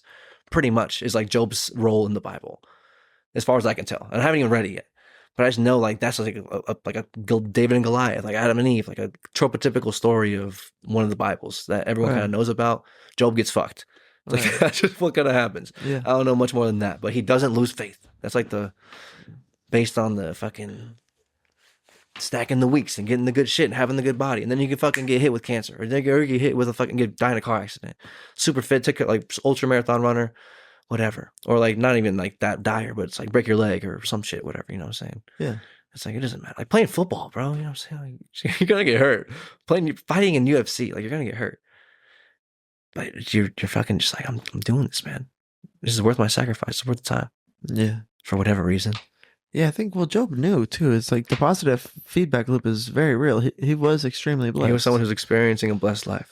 Yeah, and I think from objective standards, his blessings were probably a reflection of his faith on some level in my mind. That's kind of like, well, because the devil pointed it out backwards. He's like, he is so faithful because he has blessings. And I think there's a natural reciprocative there. I mean, it's the spirit of Cain. Right. And then the spirit of Abel is its brother. And that, I'm saying that to say, you could translate across to say like the reason he is blessed is because he's faithful. And I'm not saying that like you will be financially. I don't think Job points to financial blessings from faith, but I think that that's kind of like You'll be that's taken care of. that's what you're reading. You know what I'm saying? Yeah. And so then he's like, if you he wouldn't be so faithful if he didn't have all these blessings. So that's part of like what I think I'm reading is that Job knew how he got those blessings. He knew why his life was good. He had that relationship where he was able to understand wisdom in a way where it's like it's just faith. It's just like I don't need to go out there and try to figure out how do I make $1 million. I just need to do what I'm supposed to do with the right spirit and let my intention and God's blessings come into my life. Be open to that. Yeah. How can I achieve abundance? And it's like abundance is just like your definition of better. Like this. What is your this? If I at least have these things, and then he's like not put the bells and whistles on that. It's like just keep it the full core foundation. Keep it some core shit. It's like if I just have these things, like my family's good. I gotta maximize my contribution. Gotta make sure like we're taken care of. We're doing the thing. I'm making the right sacrifices. I'm fucking the fruit of that. If you're doing it properly and truly, and you know it, like doing your best to do your best, and then it gets to mental fucking warfare. Yeah, and then exactly. and then gear up, soldiers. Like that. That's what we're battling here. That's where we gotta. It gets crazy. It gets a little deep. Yeah. Where am I in that process? What controls this physical output? My determination of like, I'm not gonna go that way because I don't want to do that. I don't want to ask that question. I don't want to. Like, no, I'm gonna fucking try to fire some of these hard ones. Yeah. If you fucking do you want aura in your life? Aura. I want to walk with aura, dog. It's like, that's how you get aura. Anointing. That's how you get to anointing. That's how you get like whole. That's how you can be somebody. That's how you can sleep at night. That's how it will soothe your physiology. That's how you can reduce anxiety, legitimately have better heart health, have better posture. Like, true confidence can come from that place. It's like a breeding ground for these like genuinely amazing things. Comes from this place of having the mental warfare of doing it, of doing everything that you said you were going to do. Yes, that's what it comes down to because you get to determine it. Right. And when you know that you did it all and you're like, I went hard today. You sleep so fucking good. You sleep so good. Your anxiety level goes down. You are prepared. You know you're prepared. It's like, that's a different life. You're a different person. You're a different person. Yeah. What am I going to do today? It's like we're all asking that question every single day. And then we do things on the physical, tangible surface level. And then like, it's like, what mental, you don't think, what mental synapses am I going to fire today? It's like, you're just fucking going to go live your life. You know what I'm saying? And then you don't see the situation presents itself as like, I could choose the upper path, choose the ideal version of me, make the proper sacrifice, make the able sacrifice with the Job heart and intention and knowing and faith that it doesn't matter. It doesn't fucking matter. But then, what determines if I'm doing the right sacrifice? We've been talking about this whole podcast. Yeah. You can't determine. It's undeterminable. God will tell you what it is. And then, you just do your best. Golden rule. Yeah. Don't fuck people over. Right. But we're sinful creatures. We're fucking monkeys with super brains, I guess. I don't know. I don't think you have to tell anybody that. I don't think you have to tell anybody, don't rob people, bro. Actually, we don't like that in the society. It's actually rude when you rob people. It's like, these people, You know what I'm saying? Then it comes down to you gotta do what you gotta do. That's some bullshit. That's some bullshit. Like, Ideally, guess. Yeah. Ideally, no, never. Come on. Have we not gotten to that point yet? What do you mean? It's like as a society. Have we gotten to that point yet? No, how have we not? It's like, come on, man. It feels like an easy thing to accept here. I think if you steal this is like on The Office, I think. Steal a loaf of bread to feed your family. Yeah. Does that make you a bad person? It's like, it's not the right thing to do. But sometimes do you have to do the things that are not the right thing to do? Yes, definitely. That's being a human. You constantly do that. And then the gamble is that, because what's the alternative? You steal the bread, or you go to the person who owns the bread and you say the truth. Hey, is there anything I could possibly do to get that loaf of bread? We're starving. Yes. And having faith that the response from life will be, I got you. Yes. Yes. Honesty is like a super... That's a good one. Answer to, should I do the wrong thing here? It's like, no, you should just be honest instead. It's like the thing that's making you try to finesse. And try to work for it. I'm willing to do it. Like, what do you need me to do? Like, I'll do something and kind of have this. What I gotta do here? Right. I think it's being humble. Maybe it's like I'll work for it. Yeah, I know that I don't deserve to get it for free. I'm not like I'm not asking for a handout in an ungracious way. It's like I'll work for it. You know, I think that's yeah. That might be being humble. I'm trying to figure out what trait that would be. But regardless, what are we saying? Those are good. That'll help you do what? Not stealing the bread. Oh yeah, yeah. Is that wrong? It's like yeah, but yeah, I think on core level we all know it's not the right thing to do. Mm-hmm. But that doesn't necessarily I mean don't that think you we know won't that do there's it. two options. Yeah, that's also part of it too. You gotta believe that telling the truth will come through. You gotta believe that pursuing and Yes. telling the truth will come through and feed your family. Yes. Like Tim Tebow level faith. Tim Tebow's dad level faith, bro. Yes. Whenever you told me that on that one podcast, I was like, yo, that is fucking insane. Yeah. That is crazy amounts of faith. It's like, I'm gonna Crazy. give all our money away. Now we don't have any money for food. All right, guys. Like, that's a different level of like, I'm putting the Browns in the power. Yeah. I know they're 1-15. Yeah. Don't worry about it, kids. I bet the house on it. Oh, no, he provided again. Like, Yeah. you know what I'm saying? Like, oh my God, there it is. Why do I keep doubting that? Or like, I don't know, because I don't have access to see it all the time. I can see it in glimpses. I can see it in months and weeks if I do my fucking best. It's just our nature to constantly forget, Pull away from that. and be fearful. Mm-hmm. Mm-hmm. Mm-hmm. That's why it's important to go to church weekly, because part of that is a ritual to keep our charcoal hot. It's just like, okay, everybody here, we're still on mission. We're still on path. We're still doing Jesus. We're still like, you need to be reminded. You need to get your charcoal hot again so you can go back in the week, because it's trying to cool off all week long. But then Bible study on Wednesday, or you get lucky and you have a conference on Tuesday, you can like keep it hot.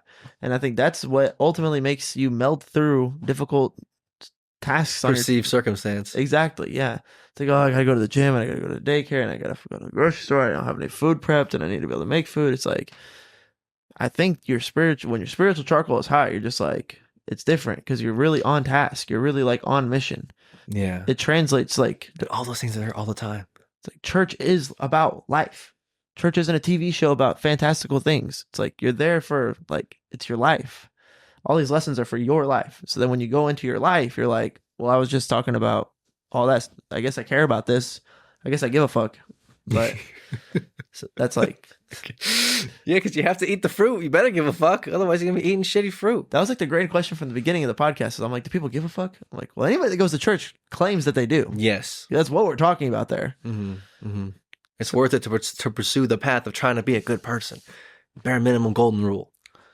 I think you just have a story. It's like an obligation. Like, God wants you to fulfill the story he made for you. It's like, what's going on here?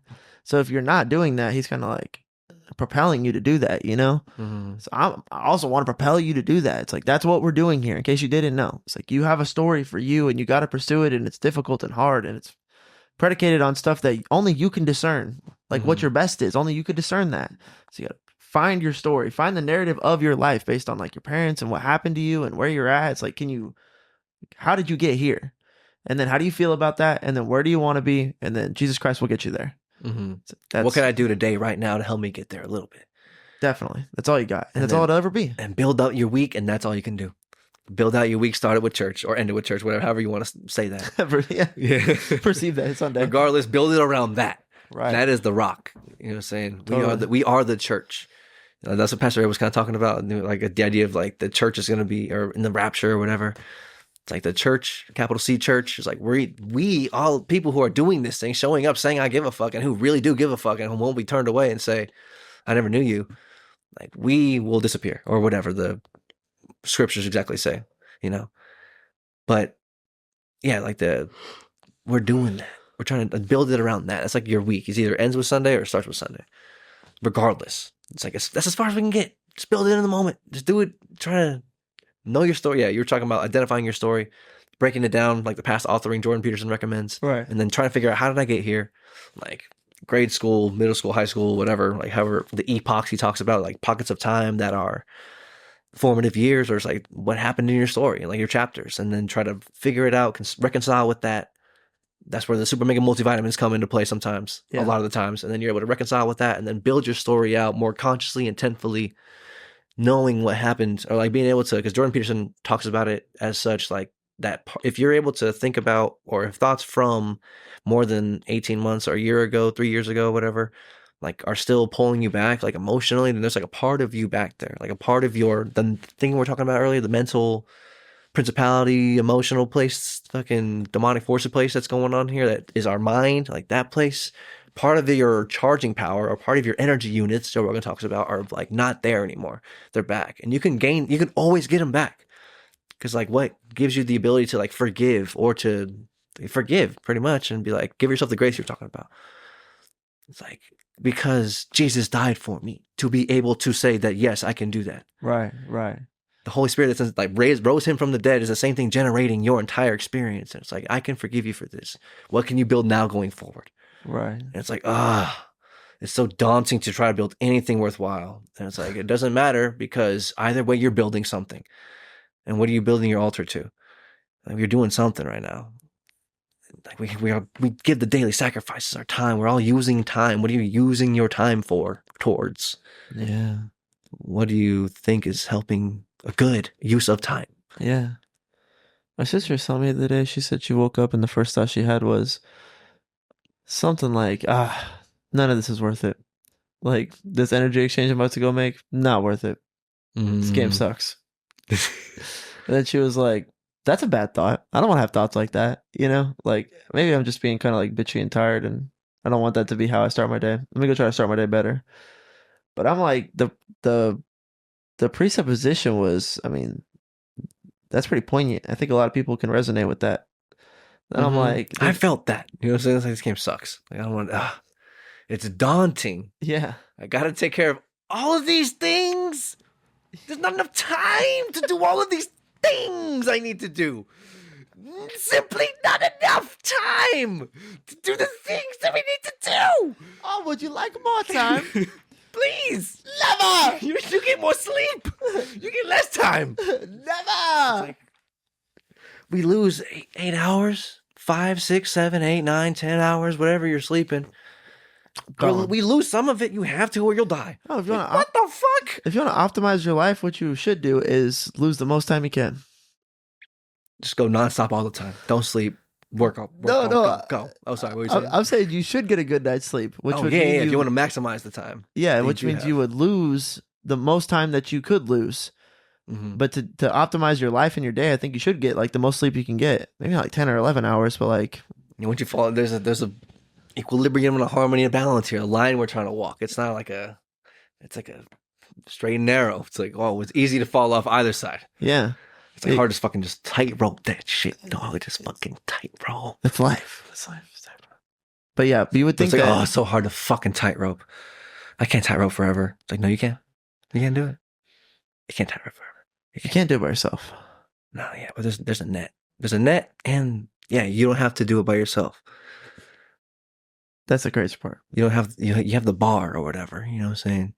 Your Jiminy Cricket, the thing that weighs out the decisions and what determines what's better for you and all the concentric circles of society. If we're all trying to do that, the aliens come. Or we get so fucked up that Jesus comes back. I don't know what's going to happen. Something's going to happen, though. We're all walking that tightrope. And that's what this podcast is about. You feel me? Look to the tightrope. I love how we explain the podcast every episode. I think that's what the podcast is. Just explaining the podcast. Just talking about what we're talking about. What's anyone talking about? We're all doing shit, bro. Because, I'm not even like... There are people who have the social... Because we're just talking. But it's different. There's something going on where... I listen to other people talk all the time, Jordan Peterson, and like there's some people who just talk and they encapsulate you, or a story that just encapsulates you and it takes you and it makes you like, it points to truth, whatever that is, good fruit, whatever that is, and you're able to try to ingest some of that information. So, but there's some people who have the social quirk of like talking too much or trying to take up too much of the light, or I literally do podcasting. But like I have to carve out the time for this because life is so damn demanding. I wish we could just do this all the fucking time and like just figure out however you can offer your value. Like people who like take care of cars, it's like if all I had to do was take care of cars, like this shit would be like my life would be so fucking tight. Yeah, it'd be so fucking tight. That. If you could turn your work into where you find fulfillment, that's a pretty fucking great recipe. Because the happiness one, you save a lot of time. Otherwise, you're gonna have to work and then go bowling. It's like if you became a professional bowler, you know what I'm saying, you get more time because it's like your work is fulfilling. Mm-hmm. Yeah, like more of a demand. Everyone's got their fucking. We're also suggesting in this podcast that everyone has their own personal one of those. Your mechanic or your fucking podcaster or your, I guess, musician, right? Jimi fucking Hendrix going nuts. Artist, The best professor, whatever. What helps you in the world and makes money. Yeah, that thing, the ikigai, I think, whatever Japanese saying. Everybody got one of them. Hey, you see any funny shit this week, bro? You have any funny thoughts? That's actually more what I would. That's a better question. I don't really care about what's going on in the world too much. No, I was just the counterfeit thought and the extra mile thought definitely prevalent on the mind. The fucking 12-point week, bro. Banger. Come on. I don't know. I don't want to beat your mom in stuff, fantasy. Funny stuff. Like that. I'm not like, I hope I beat your mom in fantasy, but like, I kind of hope Baker Mayfield doesn't have a great night. You never know. But you never know. No one never knows anything. Looking to get the fantasy win too. Football's good. Colts Super Bowl party or what, bro? Colts are looking to nasty. The fucking moon. Hammer the Colts, dude. 2025 Colts looking diffy. Lube. Trying to think about some funny things. Yeah, funny things. I don't know, man. You seen? Oh, but I was saying, no. I was just talking about social quirks. People who just be like talking to you, you know, just fucking. So, what's going on with you? I got some stuff going on. It's pretty great. My fruit. I got some good fruit, dog. I got a fucking vineyard, bro. We're all tasting our own wine. This wine's delicious. The finish on this, oh my God. I wish you could fucking, but we can never, because like, that's just like part of the barrier of what separates us. We're separated. Don't forget that. I'm getting different wine than you, boy. This wine is good, man. It's fucking, it's like, that's part of social manipulation. And then they get to, like, oh, how do you get that kind of fruit? Or like, how do you get that kind of result? It's like, buy my fucking 12-week program for $9.99.99. Yeah. I don't even know how much that is. I'm with you. I just think I'm just too based for that shit, bro. Like, I had that thought the other day too. It's like, that's great. But then if you like interact with somebody, that's part of what I was talking about as well. If you come into contact with someone who is giving you, like, be watching them enjoy their wine, and you're like, that looks good. How did you get your wine like such? And they're like, oh yeah, I like instilled some of these core axioms. And I thought about these things. I acted on these actions. I stopped doing these things, and now like I feel like, yeah, things are going fucking pretty great, man. Like, okay, I'm gonna use that in my brew. I got you. Let me see. You got what? You got what? Cowboys in the 2? Cowboys on the 2. That sounds good. Cowboys on the 2. I do like them boys. That is America's team, huh? Yeah, you're fucking right. There's like like that's a good fucking pick, friend. I can't tell you why, but the Cowboys cover this weekend. Yeah. Fucking.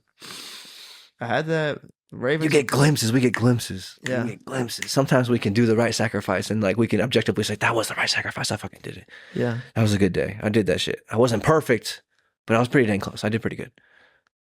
And there's times where I swear I'm a sketchy detective, dude.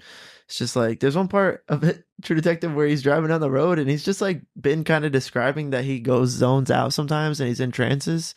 And he's just driving his car and he's like in a fucking trance. And he's just like, he gets psychedelic hallucinations intermittently as part of his life because of an accident he had.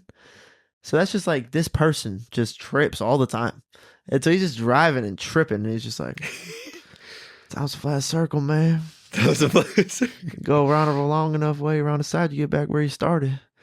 And I was just like, but that energy right there, that's like the closest thing is to when I'm like, it's something about America. It's the 49ers, it's the Eagles, it's the Patriots. It's real America-centric. I'm like, what's the fucking fourth one? And I was like, I couldn't figure it out. And then the next day you were like, Cowboy, America's team. I was like, that shit, bro. That shit. That was the answer to the week. This week, that was the answer. And it's like, that is so far from fucking football, bro. Like, I'm not.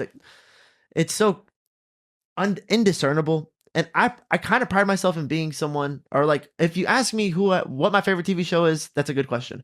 My favorite TV show is True Detective because there's a part of my personality that kind of wants to be able to do that. That wants to be able to sit in the car and be in a psychedelic place and say, no, that ain't what happened in Cowboy. I don't think it's right. I think we're wasting our damn time. I don't feel right. Cowboys in the 2. Cowboys and turn around. We're turning around. Yeah. And like, Act on that. yeah, and you can get there somehow. I don't know. It's like letting go completely. It's like I don't know shit. Yeah. You know? Yeah. I love it with the football analogy. It's so simple, so direct. The ego will tell you like I know these things. It's like Mhm. true ego death will show you how little you know, and then show you what is there, what's actually there that you're not fabricating. You gotta drink some shitty wine. It's like, how am I drinking this shitty wine? What's going on in my vineyard? Then you gotta tend to it. I like that verb tend. Tend to it. Yeah. Put another tend to it. Oh man. Yeah, that's something that we're all doing, man. Well, you said earlier, there's people all the time trying to be like, my grapes are the best grapes this side of Mississippi. I got big grapes. You run into those people though who do give you some information and you use it and you're like, that was awesome. Yeah. Like that was cool. Thanks for that. And however you express that, you don't say that to them. Sometimes you do. Sometimes you see JBP and you're gonna cry. If I see him in person, I might tear up. Oh my God. I might just cry. I'll try to have presence People of who mind. influence you, or people who like give you that feeling of like you've given me better fruit. Like David Goggins and JBP is kind of who I'm talking about. There are a lot of other people who have positive influence. Joe Rogan has interviews with lots of people who do that. It's kind of what he's doing, who interest him. Do you ever wonder if Jordan Peterson and JBP are like false prophets? Jordan Peterson? Wait, who? Like Pastor Ed was talking about, there's going to be like teachers and instructors. Oh, like a Antichrist? Yeah. So then I'm like, well, I follow people that aren't necessarily like, I also follow Jesus, but I also follow like Jordan Peterson, David Goggins. As long as we don't put them above Yeah, right. Jesus. And don't idolize them, Mm-hmm. I guess is the thing to do. But it's just hard. They are my rock stars. Yeah, they're gonna overwhelm me emotionally if I meet them. You know, it's like when I Yeah. met Lincoln Park when I was a little kid. I was just like, I couldn't speak, and then like Bridge was telling us about Lily when she met Michael Taft, the safety for UT. She's like, doesn't remember it, like blacked out, like too much overload, bro. It's like we can't conceptualize it sometimes. It's like that was such a crazy time. That was awesome. That was a great day. Just a little too much. But it's as long as you don't make them your god, like idolatry. It's like what the type of sin would be. Or anything that's tangible, I think, is no good. Like, I think I love my dad, but I don't think I'd come close to putting him in the idolatry circle. And I think it's probably similar with Jordan Peterson. Mhm. I do say, like, JBP would say this. If you get Kids say, like, my dad would say this. You know, like, you gotta take that, but also you also have to be receptive to the idea that like I shouldn't just take everything everyone says or whoever, like anyone really, like whoever I'm trying to get information from or get influence from, or who's my teacher, what tree am I from, what's determining what's my actions. And I guess I'm proposing that I see Jordan Peterson, I've listened to some of his information, enacted it in my own way, in my own life, and I've gotten better wine from it. yeah. I was like, thank you for that. Like, that's real. That is fucking real. That is valuable. That is valuable. Thank you for that value. You've added to my life. You've helped me tip the scales a little bit. And then I lost it. Proposing that, seeing him, you don't have to, in that pursuit of being able to take that information from him, you can't take anything anyone says at full face value, because at least in part, because everyone's not you and everyone is different. Everyone has their own unique story, but it is worthwhile to see someone who might have some sort of, I guess that's one of his other rules too. It's like talk to everybody as if, or be open to the idea as if everyone could teach you or something. Everyone has information, access to information that you don't know. It's like, that's what true wisdom is. What's the thing that gives you a better fucking wine? It's like, damn, tend the garden, bro, to the best of your ability. And that's another thing Joe and Duncan were talking about. Duncan was saying a quote, fucking profound. It's like, tend the part of the garden you can touch. Yeah, that's it. It starts with one piece of trash. Yeah. But you have to do it every day. Your house is always the same, too. It starts with one corner of the room. One wiping of the countertops, one fucking little run of the dishes, a little trash at the restaurant. The restaurant's the fucking easiest. It's so easy. And yeah, I was walking to work, I was walking outside, walking to the gym, being at the gym, just picking up wherever you are, try to make it a little bit, better, whatever that is. Son, we're looking for better. We want better. Okay. At least this. or more blessings and less pain. And God could figure out a way to turn the pain into blessings. It's like, oh, that's magical. I can't do that. Yeah. I can just hope to get myself in a position where I can see that story and it makes sense. I was like, oh, that's awesome. I can see that. I'm good with that. Good movie. Bravo. Life well lived. Well, you got to learn to appreciate that because that's the optimum outcome. The optimum outcome is a beautiful, like, you got to appreciate it like a book or a movie or like a song. It's like you're appreciating that it's beautiful, even if it's not necessarily how you thought it would be, or like it's not all blowjobs, margaritas. Yeah. Life hops and blowjobs. Margaritas on the beach. Yeah. Well, you got a lollipop and a blowjob. Yeah. That's not beautiful. That's the quad feed. The quad feed goes crazy. Quad feed nasty with it. Yo. That's the ego quad feed. Or whatever I was just talking about. Quad feed. Yeah. That's the fake grapes or the counterfeit. Right. What's it counterfeiting? The truth of what you would really, really feel the most like. Oh, just in life, you know what I'm saying? It's your spirit. Yeah. Yeah. Like, meaning. Overwhelm emotion. I'm so happy. Just crying. Joy. Tears of joy. On max. Just whoop, all the way on the dial. Yeah. That shit's hot. You can't do it all the time. But you gotta build your life around something. I think the church is the something, and you can get your time as a flat circle around that at your best. Just try to do a good week. Try to put in a good week. And we're talking about on the last podcast, fucking gold nugget. Don't sacrifice the week for the day. You can have a couple bad days. Give yourself the grace.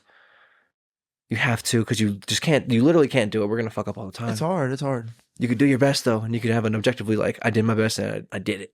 I fucking did it. Yeah. I hit the mark, or at least got really close to the bullseye. It's way better than fucking what I've been doing. So you're just fucking, here we go again. But it's like, no, hold on. Let me see what's going on here. And then you hit it. And you're just like, oh, fuck it. Or you get closer. Once you become, that's what I'm talking about. People don't consciously make their fucking like, what am I doing here? Okay, I'm doing this.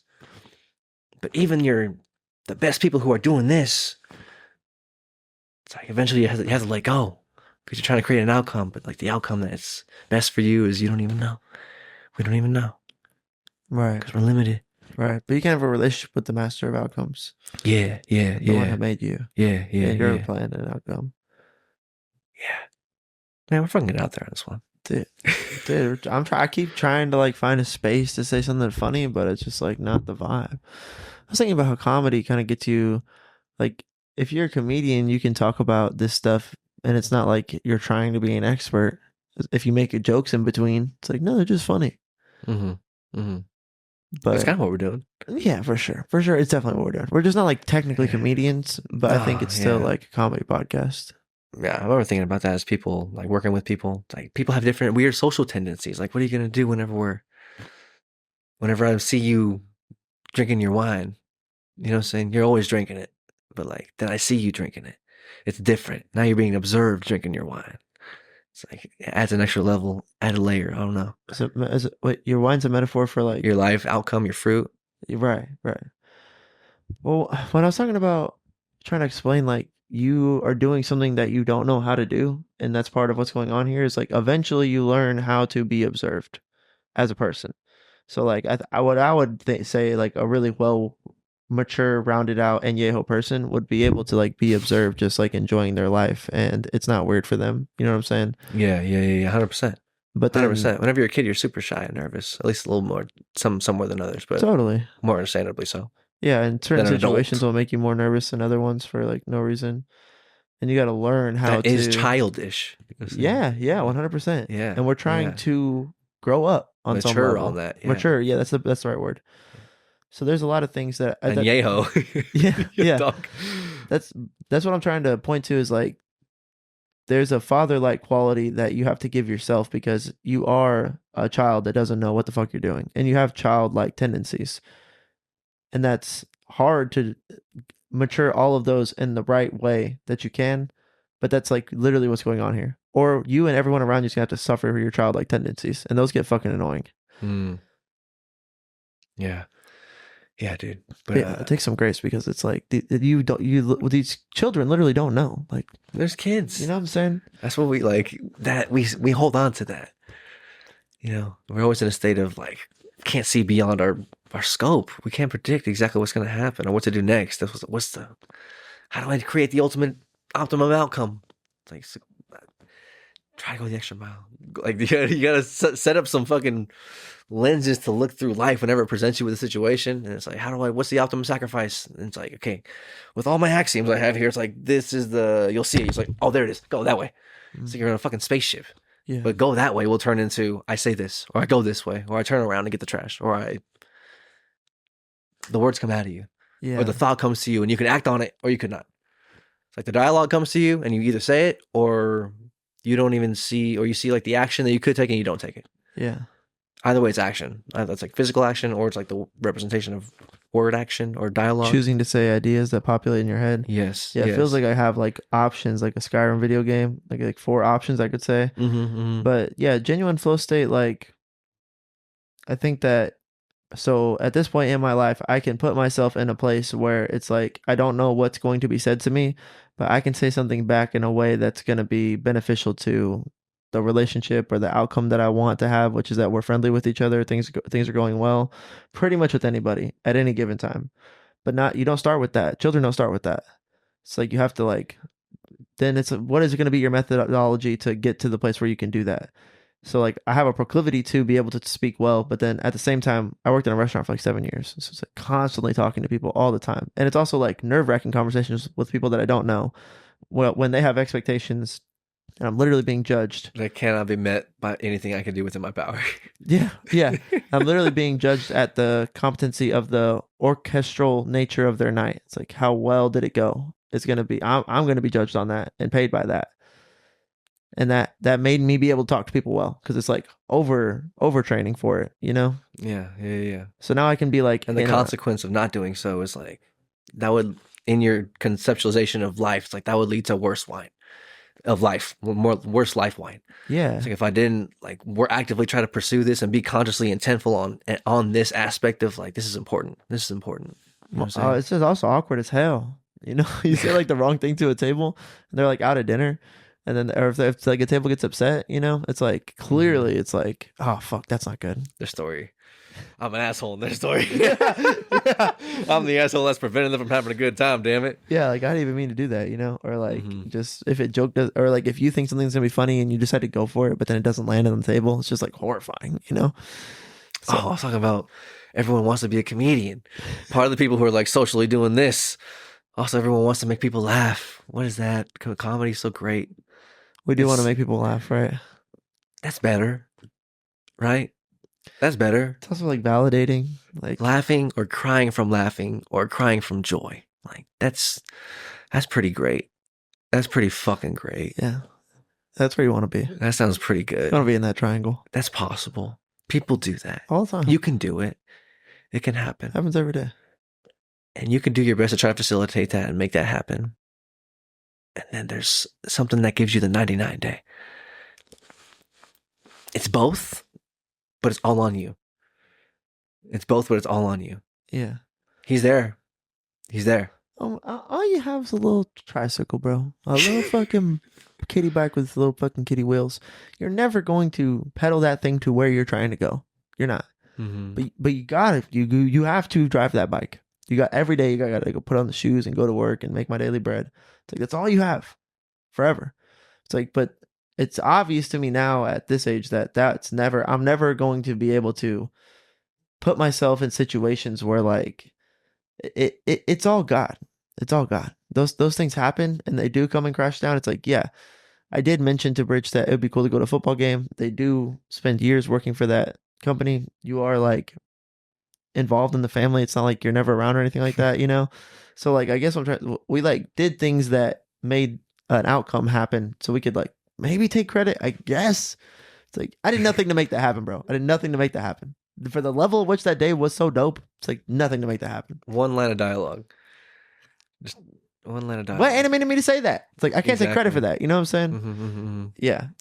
So that's what... It gets dropped down into our our matrix, our conceptualization, our mind layer, however deep, like those things in that place above the mind layer, like they're fighting, and then one of them gets to roll a dice, and then like something comes into our matrix, starting in our mind, and like if we don't have our subconscious worked out, like the spiritual genocide that's kind of going on, trying to fuck people's subconscious, we're just gonna results in some negative fruit shit. But if we're able to help or try to conceptualize that these sides are happening and like you can influence it a little bit, you can fucking be the light in the darkness, salt of the earth type shit. You can influence some of the stuff that's coming down, but either way, sometimes it's just coming down and you have to wrestle with it. Or it's like a blessing or an opportunity that you could take. But you don't have to take all the blessings. But it's there. It's all on you. It's all on you. But then you can't do it. But someone did. It's a crazy game. It's a crazy ask. The whole thing's wild. It's wild, y'all. We're in this bitch. You're gonna die though, so like we gotta fucking do something. Just do something. While we're here, the movie's gonna end. The movie's gonna end. How's it gonna end? The game could be worthwhile. The game, because the movie can be great. It can be great. Like the sentiment my sister expressed, where it's like, this is not worth the daunting task. Yeah, the movie sucks. And like, I don't want to have to keep on fucking making the movie continue. Yeah, I'm getting fucked on this deal. Yeah, fuck this movie. But it can be worth it, is what I'm trying to say. Yes, it can be. That is true. That is what we're dealing with. First of all, does it's your too life much? Yeah, the energy expenditure. The game, yeah. Sorry. No, yeah. God bless you. Yeah, thank you. But it can't be worth it.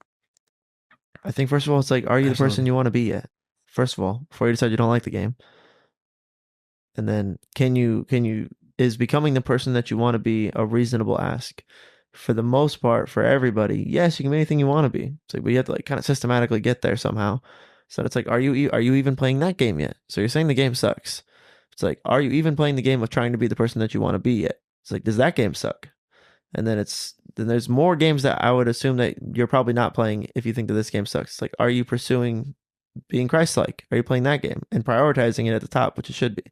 That will also change your experience of what this is, and not in a frou-frou way. And like dude, when you sing at church, something happens on a chemical. It's not a chemical level, but chemical level almost makes sense. But I'm trying to say like your biochemistry, like physiology. Yes, it's like when you're crying at church because you're singing and your soul's getting touched for some reason. You're emotional. It's like something is happening on like a particle level inside of you that is changing your proclivities. Yeah, and breaking your chains slowly. Thoughts. Yes. Yeah, the thoughts that enter, and then your ability to fight them, or to accept them as truth. It's like, oh, this is an opportunity. This is a blessing. Yes. Like, thank you for the blessing. Like, yes, you have to accept them. Otherwise, what do you? All you see is negative bullshit. Yes. That happens all the time. I get it. I understand. Yeah. So it's too much. It's too hard. So that is the proclivity. That is where we fall to. Yeah, totally. Definitely felt that before. You know what I'm saying? Yeah. I've been defeated. But yeah, talking about the different levels of the games. Blueberry pie. I've been defeated and eaten a blueberry pie, and I'm just like, I hate myself, but I love this pie right now. But I'm gonna regret it tomorrow. But I'll work out. I'll do fucking. That's why I gotta be careful with the better. What is better? This, and then what is this? What is the thing that would bring you more positive emotion? It's like you don't really know, but you do because you feel great. It makes you cry from joy, but you don't really know 100%. No, we're just trying to figure that out. No, right? You know what I'm saying? Right. It's like, yeah, this blueberry pie is fucking awesome. This is way better than not having blueberry pie. But then there's the continuity of the now, or the whatever the fuck, the better that's always attached to the now, or the worse that's always attached to the now. Right. It's either everything like this, or more pain and suffering and less joy and happiness. Okay, can we just everyone try to agree to make this better, so not worse at least? Because then, yeah, you go from better to it's like, what's going on, to like, fuck this game. Right. You know what I'm saying? It's like a whole spectrum. Right. And sometimes it's like, part of it is like, I don't know, like you're socially awkward. So it's like, but that gets better with time and age and practice. Small dragons, afraid of elevators. Yeah. It's like, so are children. Getting close, like getting a couple of steps closer. How close can you get? It's like, you need to be brave here. Right. That's if you have like a real phobia. You can still beat that. But even people that are just like, I have a hard time like getting dates. It's like, I don't know how to talk to women well. It's like, but you could get better at it. You know? Yeah. The thing that's translative is like if you're Like, how close can you get? Like, can you like talk to a female? Like, you know what I'm saying? It's like, why I not? see what Okay, you're let's saying, start with that. Okay, like, okay, like, because I need to be working out. Okay, can you work? How many times can you work out? Once a week, and that would give you some confidence. To, like, maybe talk to someone in your class. What would you say? Okay, maybe we could start at least to think, like, equipping you, getting you conscious in this manifestation reality that you have here. Wake up, soldier. Yeah. Wake up, soldier. Yes, sir. You think- I'm up, sir. I'm here, sir. I'm sorry. Yeah, no, yeah, I see what you're saying. Yes, yes. So it's like that thing. That's why Jordan Peterson likes the future authoring program, because it's like, pause. Where are you? Who are you? Where are you? Where do you want to go? Who do you want to be? What are we do? What are we doing about that? What are the big problems in our way? What are the barricades? Let's address those. And then the small dragons are like okay, well, like we could start brushing your teeth more and showering more often. Okay, now we could start maybe going to the gym. We could look around, at least look for gyms in the area. Can you just like Google gyms in the area and like put that on your radar, and then maybe come back to it later? But at least just put that on your radar right now. Maybe it's as far as you can get. But kill that dragon and do that thing. Feed that wolf that allows you to say, I will do that thing, and I did that thing. Okay, that thing is done. It was super small, and it's a win.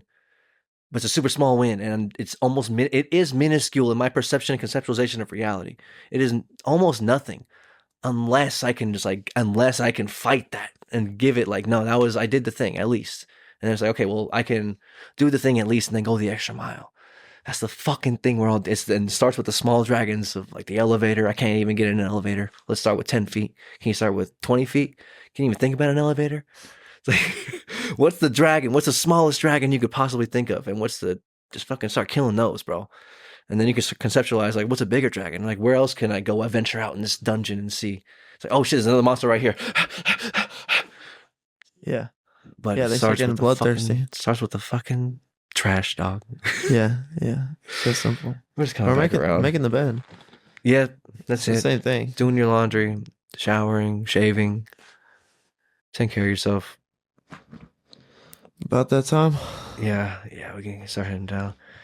Holy shit, that's what this podcast is about, y'all. Fucking love you guys. Enjoy the rest of your time experience as these humans that we are. I hope you can identify the path, and I hope you have the strength and courage to walk it. That's the wisdom, strength, and courage. That's the strength and guidance. Okay, Drizzy. All is wishing for his face. I had to break out the silence. But then Kendrick hit him with some pedophile accusations. Oh, changing the narrative. Who knows what's going on with anything, but I know that we don't know anything, so give up your conceptualization of trying to stand on your own ground. Do it as a comedic act, laugh. It's funny, laugh at yourself. We don't know what's going on. Nobody does. But we're going to figure it out. Hopefully you can see the path. Strength, wisdom, and courage. Let's build better lives. Whatever better is to you. And then get better at identifying what is better truly for you in all the social concentric circles. That's what better is. Over time. Forever. And we fall short. But do your best to get on that path. Identify it. Ask for the source of your mental capacity and thought space to give you influence in that direction. And then give yourself the strength and courage to act on it. It's tangible. Make it tangible. But none of this tangible shit's real. But it's like, it's so inwards, backwards, upside down. It's all of it and all the above. You'll get there. But love is real, and we'll fucking get there together. Get the cup of coffee. Start having your psychedelic hallucination while you're driving. Pick up that fucking trash that you saw at Starbucks. Just throw it in the fucking trash can. Yeah. Just throw it away. Just pick it up and throw it away. Just start with that. We're going to help with global littering. Yeah. Anti-litter campaign. Yeah, dog. Yeah. Time to get our hands dirty. We're cleaning beds and we're fucking picking up trash, dog. Yeah. That's what we're doing. I'm into that. Onward and upwards. Fucking love you guys. Love you guys. See you soon. Later. Bye.